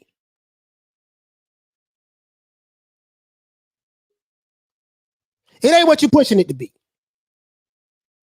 If you upset, don't be upset with me. Be upset with those who told you the lie. And if you believe the lie, and I came back and debunked the lie and showed you the receipts, you ain't mad at me. You mad at the receipts. So this is why Canelo can tell Al Haymon, look, man, we ain't signing no 3-fight deal. We gonna sign a 1-fight deal. And if it ain't no 1-fight deal, we'll move on and go fight, and we'll move on somewhere else. So I'm gonna go ahead and let the guests come in, and I'm gonna keep my mouth closed and let everybody talk. Shout out to my brother Exclusive. Round of applause. It's good, Coach. How you doing, man? Doing good. Shout out to new guest Maestro Boxing. Shout out to the brother here. Round of applause. Salute, Maestro. Salute, Exclusive. How's it going, bro? Good to see you again. It's good to see you again too, brother. Hey, so what we're gonna do, man? Anybody want to say something? Y'all go ahead and talk. I just respect each other. You know what I mean? Right. And of course, I'm gonna keep my mouth closed. Let you talk one at a time. I you can go ahead, Maestro. Oh, well, I'm just agreeing with everything you had to say, Coach. I mean, the idea that a boss is going to be nicer to you necessarily because he has the same skin color as you is obviously false. I've worked for black bosses that haven't treated me nice. I've worked for black bosses that have treated me really nice. I've worked for supervisors that were white that treated me nice. I've worked for supervisors that were white that treated me really poorly too. I mean, do the Chinese workers in Foxconn building the Apple iPhone get better treatment because their bosses are Chinese? Of course not. Now, let's take it back to boxing. One thing that the same people that want us to ride with PBC, and I do like a lot of what PBC does, if I'm going to be fair. Like, from what I understand, they give financial literacy, they help out with investments for fighters. Yordenis Ugas has said that they've done great by him, and a lot of the Cubans have been done dirty. Just look at the way Bob treated Guillermo Regan, though, right? So it's not all bad or not all good with anybody, but let's look at the zone. Eddie Hearn treats Anthony Joshua like a partner. Eddie Hearn treats Devin Haney like a partner. Eddie Hearn treats Dillian White like a partner. You know what I mean? He's not flexing on top of them. So the narrative is not really there. Look, you're a free-thinking person. You form your perspective after looking at the facts. You speak your truth. I do the same thing. And just like you said, people will come on channels, your channel, my channel, D-Styles channel, whoever, and they get all upset. They get all emotional. They get all sensitive because what they seem to believe in their head is being countered by the truth. So notice that they never counter what you're saying with actual facts or even an argument. They'll just say, oh, this channel sucks. Or what they told me the other day, oh, fuck you and fuck your channel. Nah, like, okay, like, thank you for the view, number one. But number two, if you disagree with what I'm saying, just disagree with me. So I'll just leave it at that for now, Exclusive. Hey, hold on. Hey, Maestro, man, I really agree with that because the thing is, they never counter what you're saying. And of course, I know I am colorful. I know that I'm very sarcastic. And I get it. Trust me, I get it. And I jumped in this arena. I know what comes with the territory. I ain't got no problem with that. I don't have thin skin. You know what I mean? But, I'm just going to put the facts out there. I bring it in my way. If they have an issue with that, that's cool. That's why I tell the moderators, don't block nobody. And I'm going to tell you something, Maestro, when they on your channel, don't block them because they helping you. Today, I did a video on Tyson Fury, right? Because all I did was put up some video from Good Morning America where they were talking about how the cases are going crazy in Vegas, that the new variant out there is kind of out of control, that they're one of the states that where the hospitalizations have gone up. And I'm like, yo, if you really didn't want this to happen, why the fuck did you put the fight in Nevada? Like, there's a few states where it's going crazy right now. If you really wanted to protect this fight, why'd you put it in Nevada? Just because I'm saying, Tyson Fury's a white man and all the white people are bad and I don't like you because you're supposed to be going for Wilder and how could you say these? What did I say that was good for Fury other than point to some evidence about why the fight was canceled, or sorry, not canceled, but postponed? But they don't want to hear that the variant is prevalent in Nevada. They don't want to hear that hospitalization rates have gone up. It's not me saying this. I literally just linked to what Good Morning America was saying yesterday. You know what I mean? So, again, but when they argue with it, notice that they don't come with any facts. You know what I mean? It's, oh, you suck. Oh, you're a coon. Oh, how are you doing this to your fellow black man? What am I doing to my fellow black man? And by the way, all of these people that seem to be upset that I didn't like Wilder's excuses, why are you capping so hard for Wilder when it comes to Mark Breland? Is Mark Breland not a black man? Because the way I grew up, I'll be honest, I grew up in a Caribbean household with a Caribbean mom. And just as my African-American brothers and sisters are taught, Caribbean people were taught to respect your elders. Is Mark Breland not an elder? Is he not a two-time former world champion? Is he not a former Olympic gold medalist? Is he not a former AIBA Boxer of the Year and most Golden Glove wins of all times and all of these other accolades? But we're so ready to just throw him under the bus and back the truck up just because what? Wilder lost the fight? So now we're co-signing that he spiked water? Look, it makes no sense. And then if I defend Mark Breland, a black man, all of a sudden, I'm the house nigga. All of a sudden, I'm the coon. All of a sudden, apparently, I hate my own race, even though I'm married to a black woman. So, look, all of this stuff makes no sense, Coach. And I just want to salute you for everything you do, because what I appreciate is you do this in a very accessible way and in a very entertaining way and in a very targeted way where you literally poke at the little sensitive points and get right at the nitty gritty of what's wrong and what's right. Yeah, man, I appreciate that, brother. I really do, man. And I'm definitely want to continue to support you, D-Style. D-Style, man, is y'all got good content. So I watch you guys' channel, your channel, D-Style, Lady Shan, Kurt. It's a lot of showbiz. I watch a lot of the channels I rock with. I get a lot of information from. Then I do my own research. And and then I've had my spin to it, but I'm just saying that I do. And of course I get a lot of DMs from a lot of the subscribers. Man, look at this video. That's how I know what's going on with a lot of the Alphabet Boy channels, because they always sending me stuff. So, babe, but exclusive. Go ahead, fam. Yeah, Coach. For a long time, I was of the belief that Al Haymon and the PBC was where every fighter should be, but that narrative's been pushed so much, and as me, I just recently started watching boxing around three years ago when I started doing it myself, right? And I was of the belief that Al Haymon is where people needed to be. So what I'm getting at is Al Haymon, he's never really seen. He's always behind the scenes or whatever, and people like Eddie Hearn and Bob Arum, they always voice their opinion to the public. You never get to see what Al Haymon has to say. Why do you think that is, Coach? You know what? That's a good question. And again, let me explain something, guys. So just jumping on. I'm not talking bad about Al Haymon. I'm not talking bad, about white people. None of that. That's not the point. What I'm saying is I'm going after people who are pushing a certain narrative who I feel are race baiters. So I'm attacking the race baiting narrative, and I just have to use Al Haymon and these investors as an example to show that even the stuff that you're spitting, Al Haymon clearly doesn't feel this way. Because if he did feel this way, he wouldn't have white investors. If he felt that way. So I'm trying to debunk a certain narrative A trend that I've been seeing going on a while with a certain group of people. Now to answer your question, exclusive, Al Haymon is he's a really good guy. He didn't. I remember Al Haymon from being a promoter when he promoted I think he promoted the Destiny tour with the Jackson 5, and they came back together. New Edition tours. He was a promoter. He used to promote a lot of events back in the day. Just look him up when he was a promoter. So I'm familiar with him as to that aspect. He's a good guy. I have nothing bad to say about Al Haymon at all. He's a good guy. But the reason why he doesn't talk much, you know what? A lot of dudes who are CEOs, they don't really say nothing.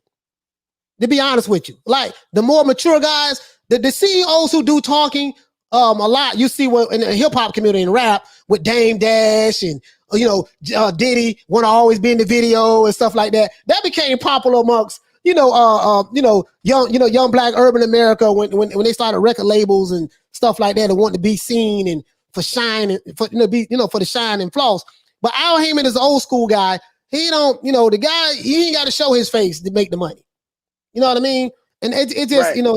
That's what it is. Right. And I like how you distinguish like the difference between Al Haymon and guys like Bob Arum who've been around for a real long time. Like I think that people really need to know that fact that there is a level to this promoting gig, and Bob Arum is at the top of that. He's dealt with a lot of legendary fighters, and I think that people need to know that. Yeah, absolutely. Hold on, guys. Let me get this super chat out the way. Shout out to my main man Toon for dropping that quarter of a dub on your boy. Damn, I like the way that sounds. Blue, I took that from you, Blue. I took that from you. Hey, Leroy. Super chat. He said, Playtime's over, boy. He said, kind of like the Black Panther movie. Everybody had a big wolf going crazy over the movie King. Over the movie King. Okay. This, I guess you say the movie King this and that, but the creator of the character is white.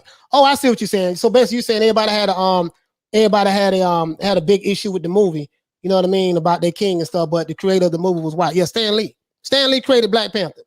As a matter of fact, Black Panther was created, the cartoon was created, not the cartoon, but the comic book was created in 1966, like literally 6 months or 7 months before the Black Panther Party formed. My mother was a Black Panther. That's how I know. That's how I knew that. Wow. And I had all of the Black Panther. Hell, I got the old school Black Panther tattoo on my arm still. And I had all of the comic books back in the day. All of them. Stan Lee's from the Bronx where I live. He went to DeWitt Clinton High School with I might have been before them, but Nate Tiny Archibald, and he's definitely been around black people for a really long time. But you're right, Coach. Another thing too, all of these shows from even before our time, like Jefferson's, Good Times, later on, the Cosby Show, all of that stuff was produced, written, directed by white people. Yeah. You know what I mean? They all were. But back to Al Haymon, one thing that Al Haymon does deserve credit for is, he got into the sport and he has taken care of fighters, because if you look at his story, his brother was a fighter that had a really bad experience in the sport of boxing. And the first fighter I'm familiar with that he kind of advised or managed or whatever you want to call it was one of my favorite fighters growing up, which was Vernon Forrest. Vernon Forrest, yep. Yep, beat Sugar Shane Mosley twice. I always remember that second round when he had him against the ropes and he was hitting him with that combination. You remember that? Yeah, man. R.I.P. to Vernon Forrest, man. This is the Ali Bell. R.I.P. to that brother, man. Yeah, absolutely. So he's been doing some good things. It's not about knocking Al Haymon. I got respect for Al Haymon. It's about knocking the narrative that the people who are really really destroying what Al Haymon's actually trying to do, because all they're really doing is, if you look at it deep, and it's my brother H Money that said it the strongest, he's dividing black people. I mean, not him. These fans that you're talking about, if you can even call them fans, because to me it's debatable whether these guys are even really into boxing, to tell you the truth. Because notice they never want to debate you about boxing. They don't want to talk about jabs and right hands and defense and footwork. What do they want to talk about? Yeah, right. Hey, cool. You'll sell out. Man, it's like, dude, are you going to address the merits? And I get it. They say certain things because they want to trigger. They want to get an emotional response from you because they are acting emotional. You know what I mean? So they say these things to hurt your feelings. So what you got to do is you take their words that they're trying to use to hurt you, and you let them know that, hey, man, this shit ain't working. That's why I say it all the time. Okay, yeah, you know, because I know who Uncle Tom is. I know who the real Uncle Tom is. I know the historical Uncle Tom, and I know the movie version of Uncle Tom. You know, I got a bunch of books right there. Like, I read all these books. I came up in the Nation of Islam. One thing I learned in the Nation of Islam is that you have to read a lot. I used to have to do a lot of reading. I used to have to be in a lot of debates and stuff like that. And then I was in debate school in high school. I was a part of the debate team in high school, right? So I knew from my teacher how to do research. And when you do research, you go to the primary source of information. So when I listen to something as light as, you know, sources say that Errol Spence Jr. Did A, B, C, D, I say, who was the source? You just can't tell me sources say, okay, when you say source, who's the source? Because I need to find and verify and confirm if what you're saying is true. I just can't take your word on it. You know, where the source at? You know, so, you know, that's why I do that, Maestro. Like, you know, I hate these guys and I'm like, bro, I got to go at these dudes, man. I just can't. I have to. Because they put you some bullshit. And Al Haymon is a good guy. And you painting a narrative that's not true. He's a good guy. He's doing really good for his fighters. I got a lot of love for Al Haymon, but I'm going to debunk this narrative that these Alphabet Boy channels are pushing. It's not true. And it's something you said. They are dividing black people because you're making people you're making people have to decide, yeah, you got to, who you with. You got to be with us. And wait a minute, you're not in a position to divide people because you need allies. Absolutely. You might have a worthy cause that people want to be a part of, but because you are so divisive with your rhetoric on your channels, you are alienating allies. It could be just imagine if Al Haymon did the same thing that the Alphabet Boys do. Do you think that these investors, Mr. Philip J. Sanders, which is the CEO of Waddle and Reed, do you think they would do business with him if he took the Alphabet Boy approach? Not at all. You know, so go ahead, brother. No, I'm just going to tell you how crazy it is. I was on a barbershop conversation, just tuning in. I think it was about a week and a half ago. And there was a guy calling in, and this was after they had a discussion about Errol Spence Jr., which is going to be ironic when I explain this in a second. And they were going on about how, Caribbean people, half the time they don't even think they're black. They got like 1 foot in, 1 foot out, blah, blah, blah. And I'm like, well, first of all, we're in the United States. What is it, 13% black? I mean, most Caribbean countries are like 85, 90% black. So our country is already black, number one. Number two, do you guys not realize, you idiots, that Errol Spence Jr. is of Jamaican descent? You stupid idiots. So, I mean, all they do is get on there and do what you're talking about, coach. Race bait. Oh, if you criticize one of us, you're not one of us. Even if you're criticizing for good reasons, and then they start to try to nitpick at what they conceive to be the differences. And it's very sad, to be honest, because you know what? We as working class black people, we got a lot of problems in our lives generally as a group of people that we need to get past. You know what I mean? The fact that we can't enjoy something as simple as two men getting into the ring, wrapping their hands, putting their gloves on, and having a fair one without all of this other stuff being interjected into it, man, it's very disappointing.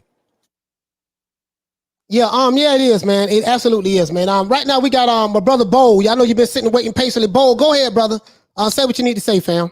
Hey, what's going on? I was just sitting back, listening and whatnot, enjoying it, everything that's being put out there, man. But just to tag along with the narratives, man, I mean, really, they all doing that for money. That's what they really doing that for. So they spend a narrative and they try to spin it in a way where as though they could criticize, like, let's say they call like somebody like Teofimo ducking whoever, whatever. But when it comes to Gervonta Tank Davis, they try to make it seem like Gervonta Davis won all the smoke when he clearly ain't even trying to fight the top guys unless it's somebody named Ryan Garcia. So, I mean, they spin the narrative always, man, and they spinning the narrative about Canelo right now. So that's what they do. They do all this for money, and they got their gullible subscribers that's just going to keep donating to them, thinking that they really dropping knowledge. Yeah, and then they say facts behind it, and that means it's facts. Like facts. And that's it. Hey, Troy, go ahead, brother. Go ahead and cook for a little bit, man. How's everybody doing, Coach? Everybody on the panel. To be honest with you, this whole somebody in the chat said they've never seen any race baiting before. I think in sports, it's not new, but my fear is when you have grown men on here that are in their 40s, like you say, right? Telling telling telling another grown man he wants to burn him up in a car fire. You have another man who wants to shoot people. I'm gonna come see you, and this, that, and the third. You have a lot of their fans that are not mentally right, and they're easily moved. So who's to say they won't go out and do these things that these guys promote and talk about when these same cats that are saying it won't do it? All you're doing is helping the prison system and sending somebody's son to a graveyard early at that point. And that's my issue with them. It's easy to come at me and say I'm this, that, and the third. That's fine with me. I'm an adult. I have a strong mind. It's not going to bother me in the least bit. But y'all have to stop that foolishness, man. Every time somebody says something about a fighter, just one guy, he doesn't represent black people because I'm black and I'm darker than most of them. He doesn't represent me or anything I stand for. You can't be out, well, I'm going to threaten you and I'm going to get this video pulled and I'm going to destroy you one way. They have people's pages that they're trying to get taken off of YouTube. Why? Cut it out, man. It's not that important. You starting wars and fires and putting people's lives and their funds at hell. I mean, why? Why? Why is this so important to start that much war? Why? No, I mean, the thing is, some of these guys are in their 50s as well. Like, you're too old for this shit. I'm 47, dog. I'll be 48 in January. I'm damn near 50. I ain't got time to be playing these crackhead games. Too late in the game for me. And some of you guys are my age and older, and you pushing this goddamn race baiting ass narrative. And I'm like, dude, you listen. You in any war, or it's not even a war, but I'm saying in anything in life, you need allies. Mm-hmm. When you're alienating people, you can't be pro-black, but say, well, if you see H Money, you're gonna shoot him if he come with somebody. Mm-hmm. You can't be pro-black and say, I wish you would have died in the car fire to Sugar Hill. You can't be pro-black and you call Terrence Crawford top-ranked Toby because he's not with the promotional company that you want him to be with. But the man making like $4 million a fight guaranteed. So from a business standpoint, being a top rank is working for him. But now, forget all of that. You can't be pro-black but calling goddamn Jamel Charlo a coon because he criticized Deontay Wilder. He didn't want to fall for the excuses. You can't be pro-black and then you call Chris Colbert a coon or a sellout.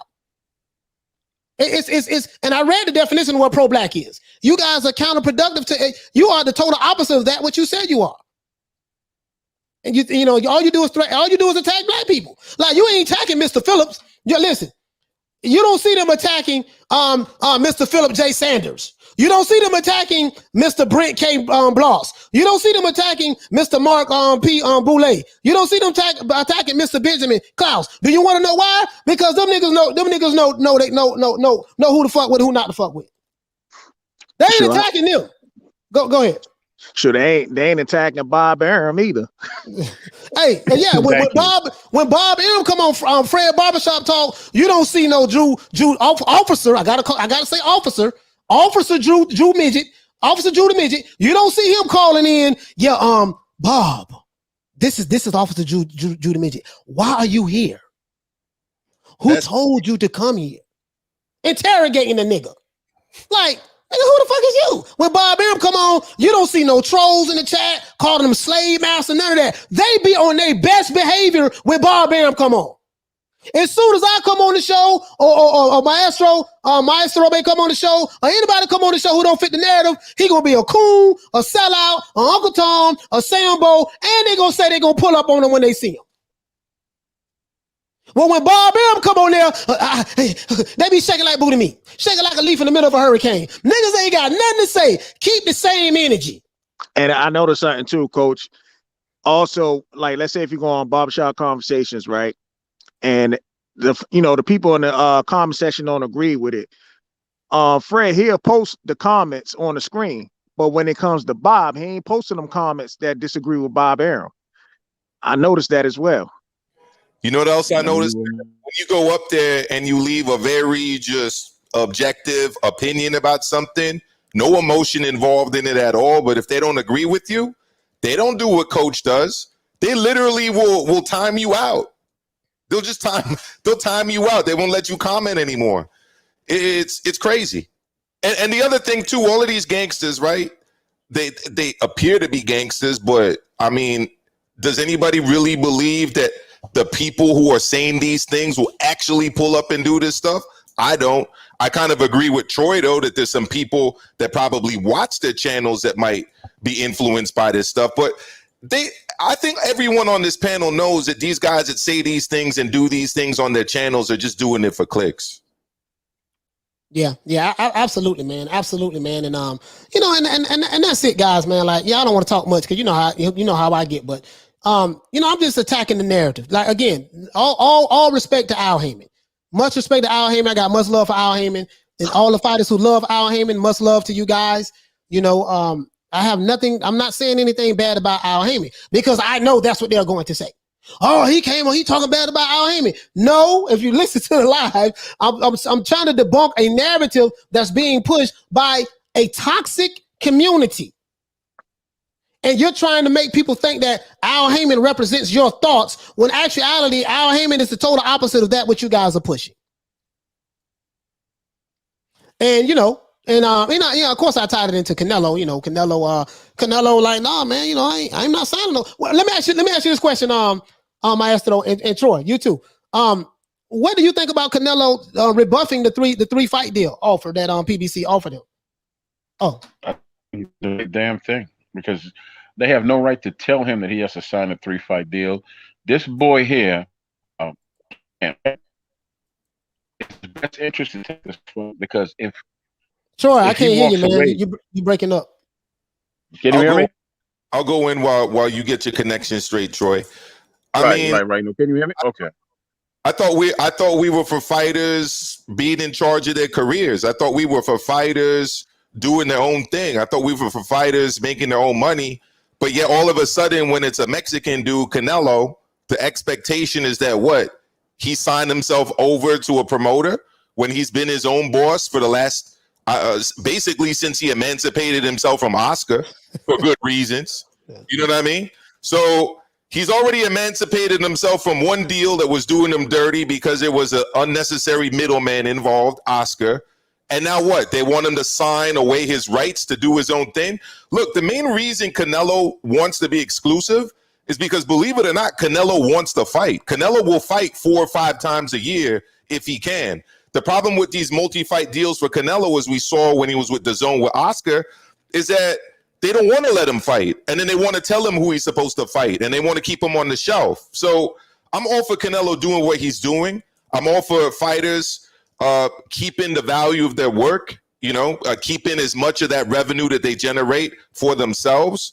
And that's what Canelo's been doing. That's what Canelo's all about. So salute to Canelo. Yeah, absolutely. I kind of agree with that. Like, now, I'm not going to lie. I didn't like to see Canelo fight Yildirim. And there's some fighters that I was real critical of Canelo. Like, this dude is a C-class fighter. Well, I called him a bum, actually, but I got to take that back. These guys are not bums. Oh, yeah. But, you know, he's a C-class fighter. He handled business in the ring with Canelo, yada, yada, yada, yada. So I'm not, I'm going to criticize everybody. But the fact of the matter is, you hit the nail right on the head. You know, if you sign over multi-fight deal to a company, you give up your independence. And then now they dictate to you who you're going to fight. You know, you don't send me a contract saying you need to sign a 3-fight deal. You're going to fight Caleb Plant. You're going to fight David Benavidez and Jamal Charlo with Jamal Charlo. But Jamal Charlo is a 160 pounder. So I don't know how that shit going to work out. And David Benavidez ain't got no belt. So I don't know how that shit they're going to work out. You know, that defeat the purpose. And Caleb Plant, the only reason he's interested in Caleb Plant because he want that belt because he wants to become undisputed. That's it. So, you know, whether you like Canelo or not, that's not even the point here. The point is, I like the fact that he wants his independence. He wants his independence. And no other fighters, like no fighters on the PBC I see has the independence of power that Canelo has. Because when you got to call somebody, that tells you the story. You know what I mean? That tells you the story. So, and then the PBC, and they have to put on good fight cards. Because they, you know, when you put on good fight cards, then you can potentially see a return on your investment, because that will spark the interest of the fans. If the fans are interested in it, then they will put their dollars behind the fight. But if you have Jamal Charlo fighting Montiel, no one ever heard of this guy. Now the fight did turn out to be better than what we thought it was, but no one ever heard of this guy. This is why you're going to lose money. 100%. And the reason Vitor Belfort is fighting Oscar De La Hoya in this exhibition is because GSP couldn't fight him. You know why GSP couldn't fight him? Because he's still on the contract. He's still under contract, under his exclusive deal, exactly, to the UFC. Now, why would Canelo want to be handcuffing himself like that? You know, it hasn't been cuffing season for Canelo for a really long time, right? He's got out of that deal with Oscar, again, for good reason. So he's doing what he should do, and he's doing the same thing that AJ's doing. He's his own boss. Right. You know what I mean? So the good news is hopefully we'll get that fight. Until the fight is, contracts are signed, you know, and the way shit been going to boxing now, man, I don't get excited until I know the contract is signed. And once the contract's signed, I know that the fight is going to happen, unless it's Tyson Fury. Outside of Tyson Fury, if the contracts are signed, I know the fight is happening and I'm happy. You know, so Troy, go ahead, fam. Yeah, Coach, can you hear me? Yeah, I can hear you. Okay, yeah, because I thought these dudes were their own bosses. You know, they got all these promotion companies attached to them. I thought they were their own bosses. What happened? No, they're not. No, they're not. I know that. But the thing is, you know, you can't tell a man, you know, who fought for his freedom that he has a 3-fight deal with you. And why would you do that when you got this boy Plant here who's not a big deal?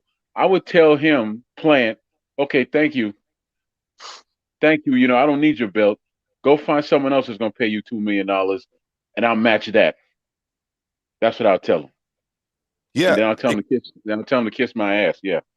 And just to follow up on what you said, notice who the actual promoter of a lot of these fights is. It's TGB Promotions. And for those of you who don't know, it's Tom Brown. And what color is Tom Brown, Coach? He's a white dude. Oh, white dude. Yeah. Tom Brown. Yeah. He's the one who does a lot of the promotions for PBC. Right. He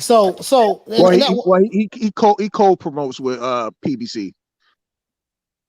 Well, PBC is not a promoter on the books, so they use them. Right. They have to use them, because if they were to promote on the books, then they'll be violating the Muhammad Ali Act. Exactly. So they found a loophole in it. Okay, well, we can act as a de facto promoter, but not really be a de facto, but not be a promoter by working with promoters. You know what I mean? Right. But he co-promotes, because you notice when they introduce the fighters, right? They name all the promotional companies. They start off for Premier Boxing, PBC. Then they say TG whoever, the Tom Brown joint. They announce his promotion, because it be like right on the ring. Like they list all the logos on the ring.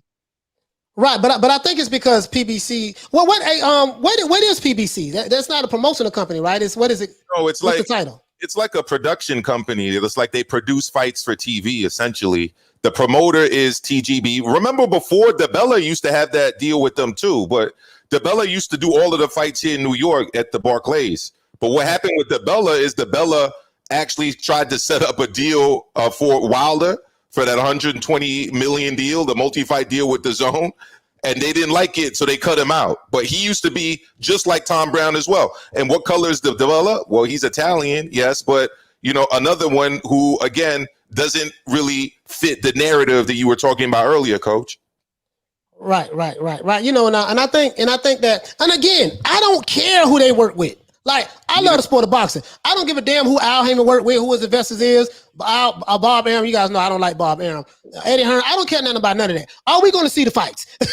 That's all I care about. And if we don't see the fights because of Al Haymon or because of Bob Arum or because of Eddie Hearn, then my arrows are pointing at those guys. I don't give a damn. I just want to see the fights. I don't care who the skin color is or the boss and all that stuff. Who cares about that? Are we getting the fights? No, go ahead. The reason I mention that, Coach, is because, again, it doesn't fit that narrative. Right. You can do anything in this country if you're unwilling to work with other people, and you should be working with other people. Against you believe in segregation, which I don't think any of us do. Like, we believe in, you know, being nice and everything to everybody. I'm just saying that because, yet again, that doesn't fit the narrative of why you need to support the PBC and hate all of these other promotions. Right. When the PBC and the other promotions are really, it's the same shit, kind of like, you know what I mean? You know, Bo, what do you think? What's that?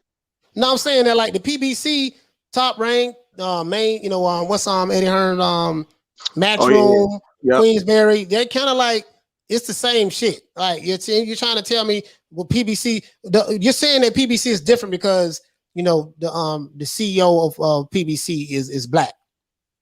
You're telling me it's different. It's a black company and the rest of the companies are white and yada, yada, yada, yada. But I just clearly showed that, wait a minute, man, who the hell is Wardell and Reed? Then when I look at Wardell and Reed and I see 9 white people on here and I see that they put up $425 million, you know, to back the PBC. So that means that Al Haymon has to answer to his investors. Because if I have a company and someone invests money in my company, guess what? I have to answer to them.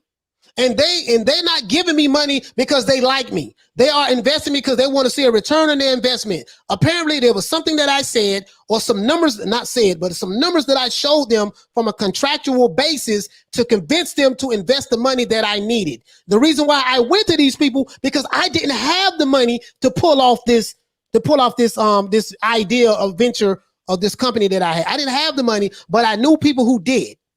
So I had to come to these people. And if I spit racist rhetoric, alienating everybody, Al Haymon we wouldn't hear nothing about a PBC. So I just think that it's I have to point out the bullshit, for one. I'm not apologizing about it. I understand that I would be the coon for the day. I understand that I would be the Uncle Tom, the Sambo, the sellout. And I understand that they will talk about pulling up on me. That's fine. I get all of that. I will be here tomorrow at 3 o'clock Eastern Standard Time from 3 to 5:30. And you guys can feel free to pull up and do it all over again. But I would not relent. I would not back down. This is what it's going to be. You see what I'm saying? And that's just what it is. Troy, anything you want to say, brother? Brother, I'm gonna exit stage. I gotta take a quick nap before I do this interview. But I do want to shout out. Can you hear me, Coach? Yeah, I can hear you now. Okay, good. Yeah, I do want to shout out Major Key. We have a Major Key Boxing. We have an interview tonight with Nesta Gibbs. It's 6:30. Oh man. And then we have another one, and you all should really be invested with a charity called Ring 10.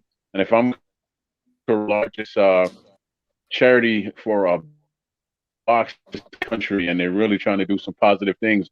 Gerald McQuillan, the sister, who's also his caretaker, is going to be on the show also. All right, Troy, I'm gonna let you go, man, because your phone keep breaking up. But yeah, you say Nesta Gibbs gonna be on Major Key Boxing tonight? Yes, sir. Yes, sir. Major. Yes. Okay. Can you hear me? Yeah, you keep breaking up. But yeah, okay. So shout out to Major Key Boxing. Please, everybody, please subscribe to Major Key Boxing. Support the channel. They're doing some great things over there. They do allow me to come on their platform and ask some of these great, phenomenal Hall of Fame boxers and Hall of Fame trainers questions. So I really appreciate that. And please support Major Key Boxing. It looks like Troy's having what time you coming on, Troy? I think 9:30. Not 9 o'clock at 9:30. No. We coming on at 6:30 with Nesta. Then we coming on, at 7:30 with the boxing charity. All right. Okay. Did y'all hear me? All right. Yes. 6:30 with Nesta. Loud and clear. Right. All right, man. So salute to Troy Graham. Salute to my brother Troy Graham, man. Hey, listen, Bo, anything else you want to add to the show, brother? Just another good show as usual, Coach, and definitely catch you tomorrow, man. Yeah, absolutely, man. Absolutely, bro. I really appreciate that, fam. Shout out to my brother Bo.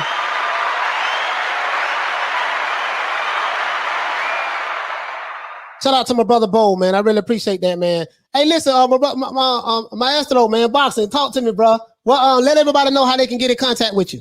Well, I'm on YouTube, Maestro A Boxing, just like you see on the screen. I just started my channel recently. I used to be on another channel called Leaving in the Ring, and I just started doing my own thing now with the help of D-Style, G Funky. guys like Joe Habib from Ringside Reporter supported me. So check me out, like, subscribe, share my stuff, all of that good stuff. I'm just a brother that speaks his mind, and I like analyzing fights. I like doing breakdowns. I do a show on Monday, 8 p.m. Eastern, with my friend Kenny T, who's also from here in New York City. It's called Mano a Mano. We do it live. We take phone in. So look, check me out and keep supporting my brother, Coach Malachi. Yeah, I just subscribed to it right there. Thank you, fam. Appreciate that. There you go. Yeah, I just found it. There This you it right here, guys. Thank you so much. Appreciate that. Yeah, as soon as you said it, I had my head down. I wasn't ignoring you. I was looking for it. Okay, cool. So yeah, just check me out. And look, I'm gonna tune in as much as I can. It was a little bit more difficult during the school year because I'm a teacher, and I'm usually heading home from work around these times. But since the summer break started, man, I've pretty much been tuning in every day. So appreciate you, fam. Yes, sir, for sure, man. And guys, please subscribe to my Maestro A Boxing. Please subscribe to my Maestro A Boxing. Man, listen, man, if you ever do a show, I would love to come over there as well. Oh, and, I would love, absolutely, bro. You're on Twitter, right? No, you know what? I need to start a Twitter. I just started an Instagram because of D-Style, and actually my wife was telling me to do it too. And I followed you on Instagram, so I'll message you there. Okay, for sure, man. So listen, man, shout out to my brother Maestro Boxing, man. Maestro A Boxing. Please subscribe. Please subscribe to my brother on Maestro A Boxing, man. You know what I mean? Please subscribe. I just subscribed. Here it goes right here, guys. If you don't know. Just matter of fact, this is his videos. Sorry about that. Here it goes right here, guys. Just type in Maestro A Boxing. And we want to try to support all of the independent content creators who have boxing content creators who have their own mind. You know what I mean? Who putting on a good, who just basically, they, in my opinion, they are helping the sport of boxing. Because listen, let's be honest, guys, we are the ones who keep the sport of boxing alive. I'm gonna tell you what I mean by that. Because the mainstream media doesn't cover boxing like that, because there are so many different sports going on in America. You have football, hockey. That just ended. Now we have football training camp going on right now. You know what I mean? Baseball is going on. You see what I'm saying? We have so many different sports, NASCAR, so many different things going on. So ESPN and the major channels are like that. They're not talking about fighters in their downtime when they don't have a fight. The only time they'll talk about a fighter is if that fighter has a fight coming up, right? If that fighter has a fight coming up, they'll talk about that fighter then, right? But other than that, why is this? I don't get why this won't. Okay, yeah, but other than that, you know what I mean? That's the only time, that's the only time that, that these fighters will get any kind of shine. And if they're not a big known name fighter, we won't hear anything about them. You see what I'm saying? So the YouTube boxing content creators, we are the one that's keeping these fighters alive, right? And I'm gonna do my part to weed out the bullshit. I'll take all of the arrows, I'll take all of the shots. I have no problem with it. I'm a big boy, I can handle it. I can handle all of the threats. I take all the shots because I don't want anyone else to go through anything. You know what I mean? Because you got to be built for this shit. I'm built for this. You see what I'm saying? So so all of the trolls and the haters just come after me. Pause. You just come after me. I can handle it. I feed off of it. I love it. I like it. I'm gonna be here every day. Just tune in 3 o'clock Eastern Standard Time. Between 3 to 5:30, sometimes 5 o'clock, in between that time. Tune in every day, 6 days a week, Eastern Standard Time. You know what I mean? And you can go ahead, and guess what? If you are a troll and you want me to recognize your comment, as long as you drop that half a dub on your boy, I'll put your comment on the wall of fame. I'll put the comment on the wall of fame like this. We'll put the comment up here. I call it the wall of fame, and we'll read it. You know what I mean? But you're going to have to drop that half a dub on us. Because if you're going to come over here and be disrespectful, at least pay us for our time.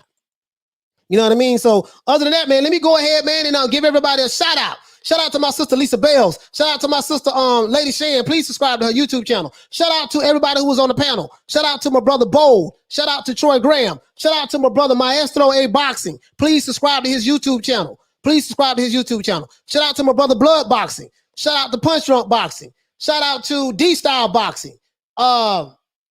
Shout out to Sporting Icons. Shout out to Kurt DeVille Counterpunch Boxing. Shout out to Showbiz Still Dope. You know what I mean? Shout out to just anybody who I may have forgotten because it's too goddamn many. You know, just shout out to everybody who was really keeping it real on the YouTube content creation point of view. We all not going to get along. It's nothing wrong with that. We all not going to agree. There's nothing wrong with that. But you don't have to worry about me telling you I'm gonna pull up on you. I'm not going to do that. You don't have to worry about me calling you a coon. I'm not going to do that. You don't have to worry about me calling you Uncle Tom or a sellout or a Sambo. I'm not going to do that because those are the names that racist white people, racist whites in the segregated South, not only the segregated South, but before Reconstruction, this is what they used to call us. So why would I call you the same thing that they called us? So you're going to take these same names and terminologies to tear your own people down. If you want to build anything in life, you have to have allies.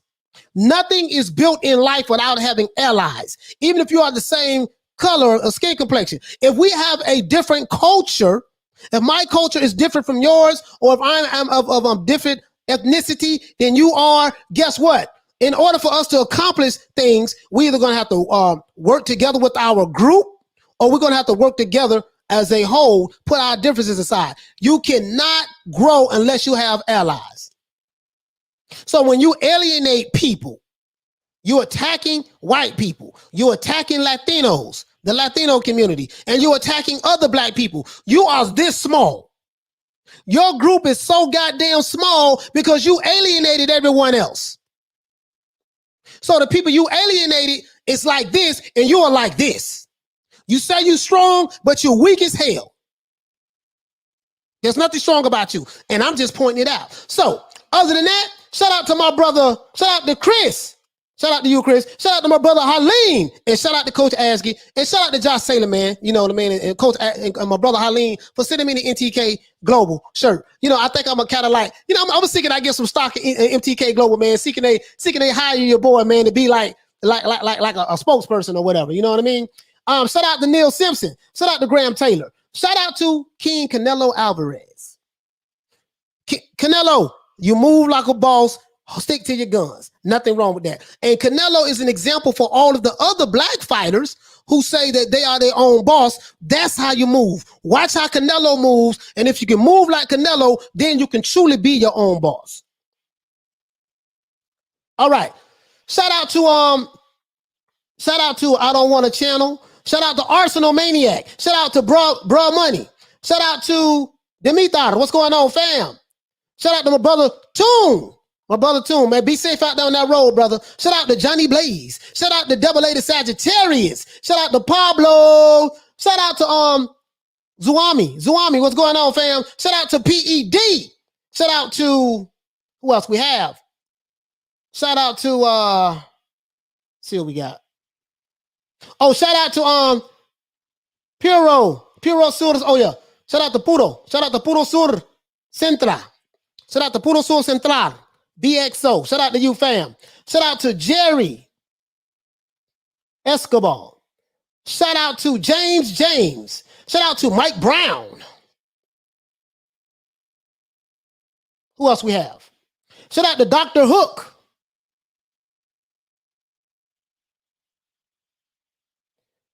Trying to make sure I don't say the same names, guys. Shout out to my sister Lisa Bales, and shout out to Karma Serene. And shout out to Anna Lee, and shout out to Kathy W. Absolutely. Shout out to who else? It's cold in the winter. What's going on, fam? Shout out to Rob Rib Show. Shout out to you, Rob. Salute to you, brother. Shout out to Toby Barlett. Shout out to Johnny Blaze. Shout out to Bon Scott. Shout out to Graham Taylor. Shout out to Tubbs. Shout out to David Pelton. Shout out to Eliza Feliciano. Who else we have? Who else we have? Shout out to my brother Dragon Leg. What up? Every time I hear Dragon Leg, I think about them old Kung Fu flicks, bro. Shout out to Dragon Leg. Other than that, man, oh yeah, and shout out to Young Gods Does. Shout out to you, fam. Shout out to Carlos Mendoza. Shout out to Levi Smith. Shout out to Rada. Shout out to Serge Libre. Shout out to Clyde. Shout out to my brother Charlo. Shout out to Trevor Bryant. That's right, Charlo. Shout out to Trevor Bryant.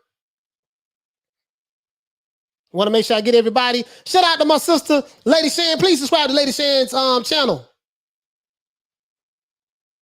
And shout out to all of the channels out there, man, that's doing their thing. Other than that, we will be on tomorrow at 3 o'clock Eastern Standard Time. So all of the trolls, please turn on the notification icons. You can come on the show and drop a half a dub on the boy if you want me to read your comment. This is for the trolls and the ones who want to disrespect my brothers and sisters in the chat. If they want to disrespect my brothers and sisters in the chat, go ahead. You're gonna have to go ahead and make sure you pay us. Moderators, we ain't blocking nobody. Because them trolls helping us. We ain't doing no blocking. We ain't throwing no block parties.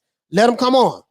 If I don't take it personal, I don't want you to take it personal. You see what I'm saying? Let them come on. Shout out to Graham Taylor. Tune in tomorrow at 3 o'clock Eastern Standard Time. Tune in tomorrow at 3 o'clock Eastern Standard Time. Other than that, this is boy Coach Malachi Williams, representing for New Media Today, USA Boxing. Signing out one more again. Peace.